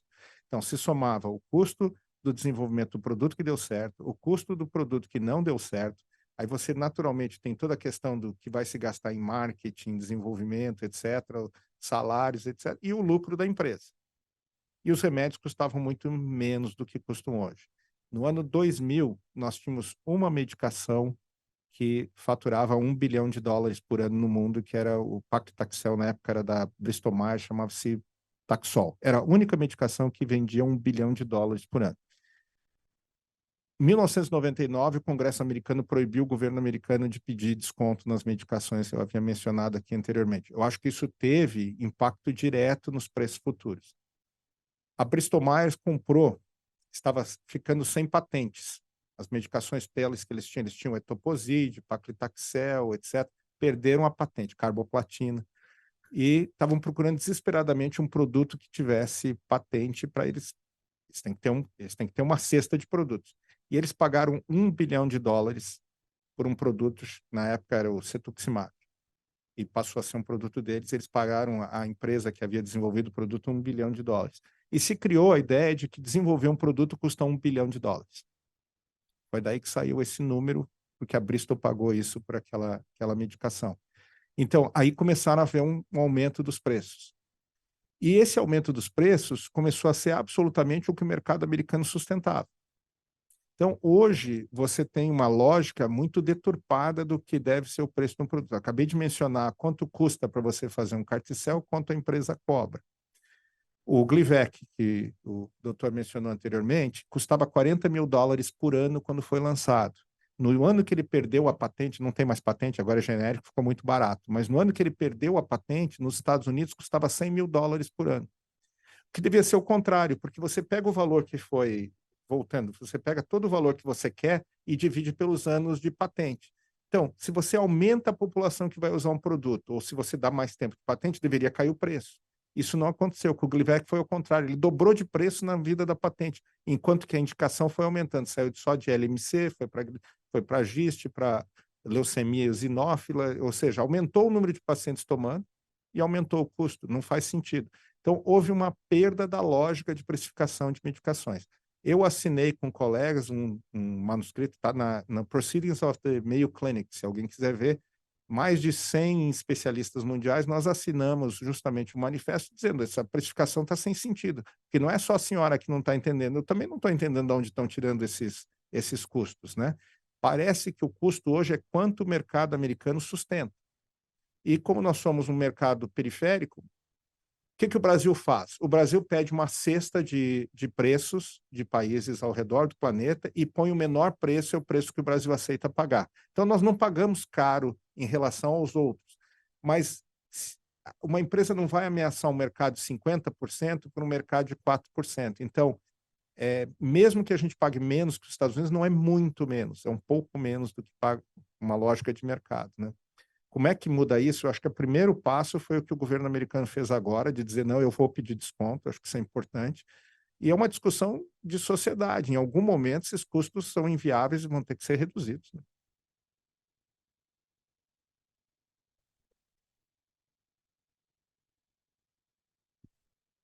Bom dia, sou Marcelo, parabéns.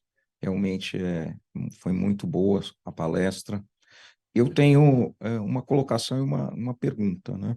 Eu, como acho que muita gente aqui, defende os valores das sociedades ocidentais, a igualdade, individualidade, liberdade, democracia, etc., capitalismo, lucro. Não sou daqueles que condenam lucro, acho que faz parte do esquema do nosso estilo de vida e que traz tanta prosperidade para muitos países, muitos povos. Mas eu vejo o seguinte, que esse estilo de vida talvez tenha causado ou esteja causando uma certa ojeriza em relação à morte, à finitude da vida, uma certa intolerância, né? Tanto é que é o que eu digo, se a pessoa morrer até 11 da manhã, às 6 da tarde já está enterrado. As pessoas não aguentam lidar com a morte, e isso acaba chegando, de certa forma, ao juiz, enfim, aos médicos, na forma dos pacientes quererem qualquer tipo de medicamento e etc. Eu digo assim, será que os médicos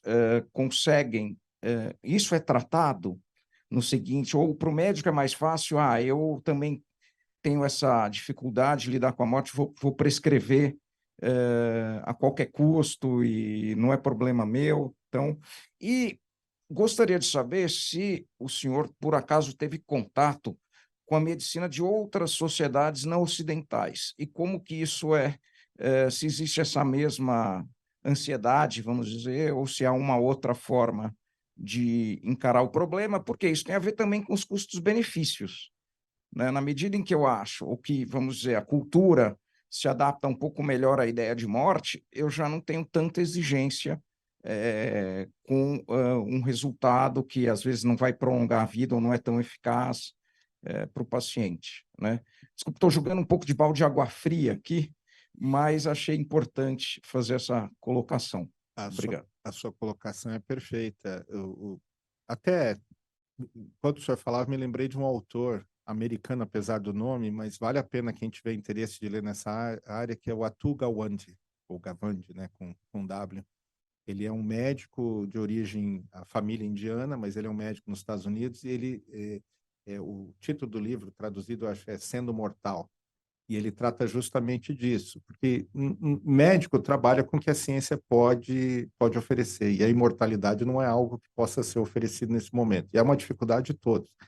Eu tive a oportunidade de visitar centros na China e depois participei de uma reunião nos BRICS, foi feito alguns anos atrás uma reunião de oncologia em Moscou, com participantes dos BRICS, e infelizmente o que eu vejo, doutor, é que essa ideia ocidental meio que permeou o mundo nesse momento. Mesmo culturas que tradicionalmente não tinham essa preocupação tão grande, como a chinesa, estão ficando mais preocupadas com essa situação.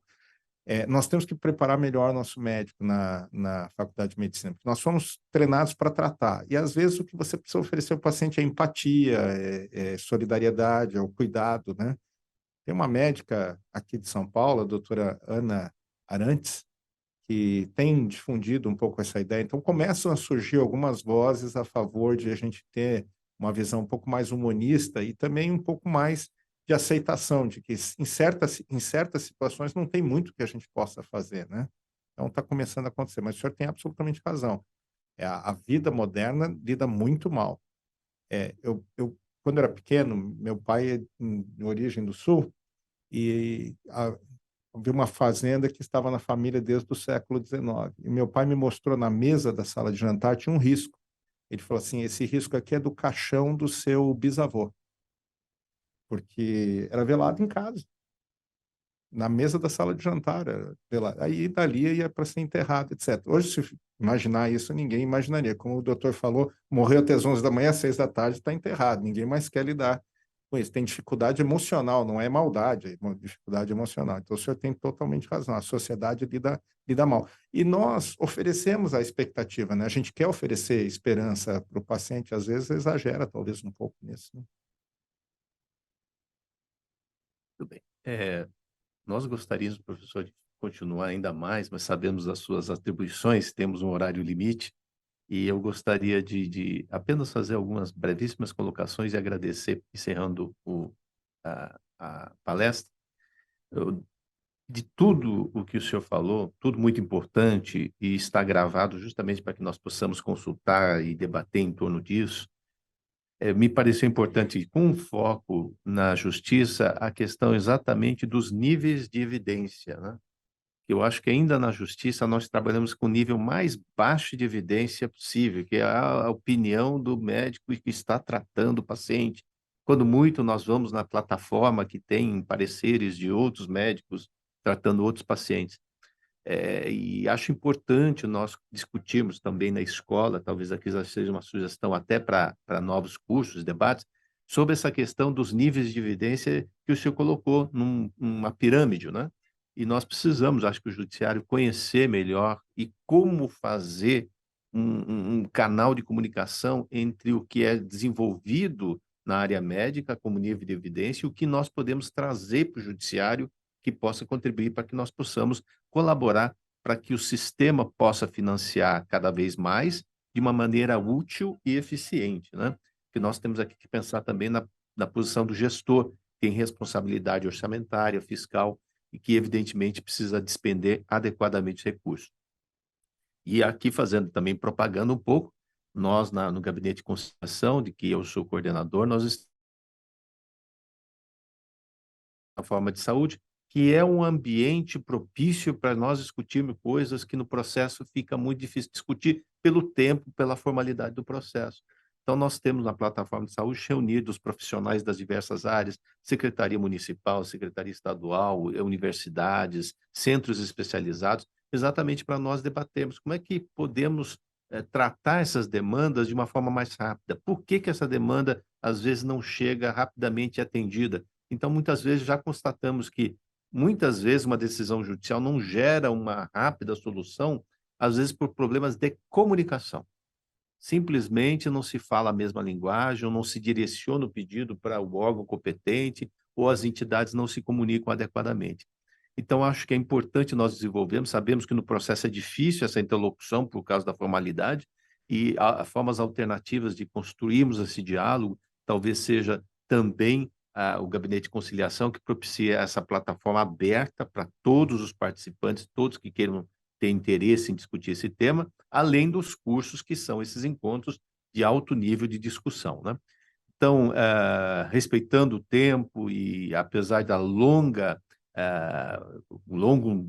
debate que certamente os nossos participantes gostariam de colocar, eu queria aproveitar esse ensejo para até já de antemão, em nome da escola, convidá-lo para outras oportunidades, estar conosco, porque foi memorável a participação do senhor nesse evento.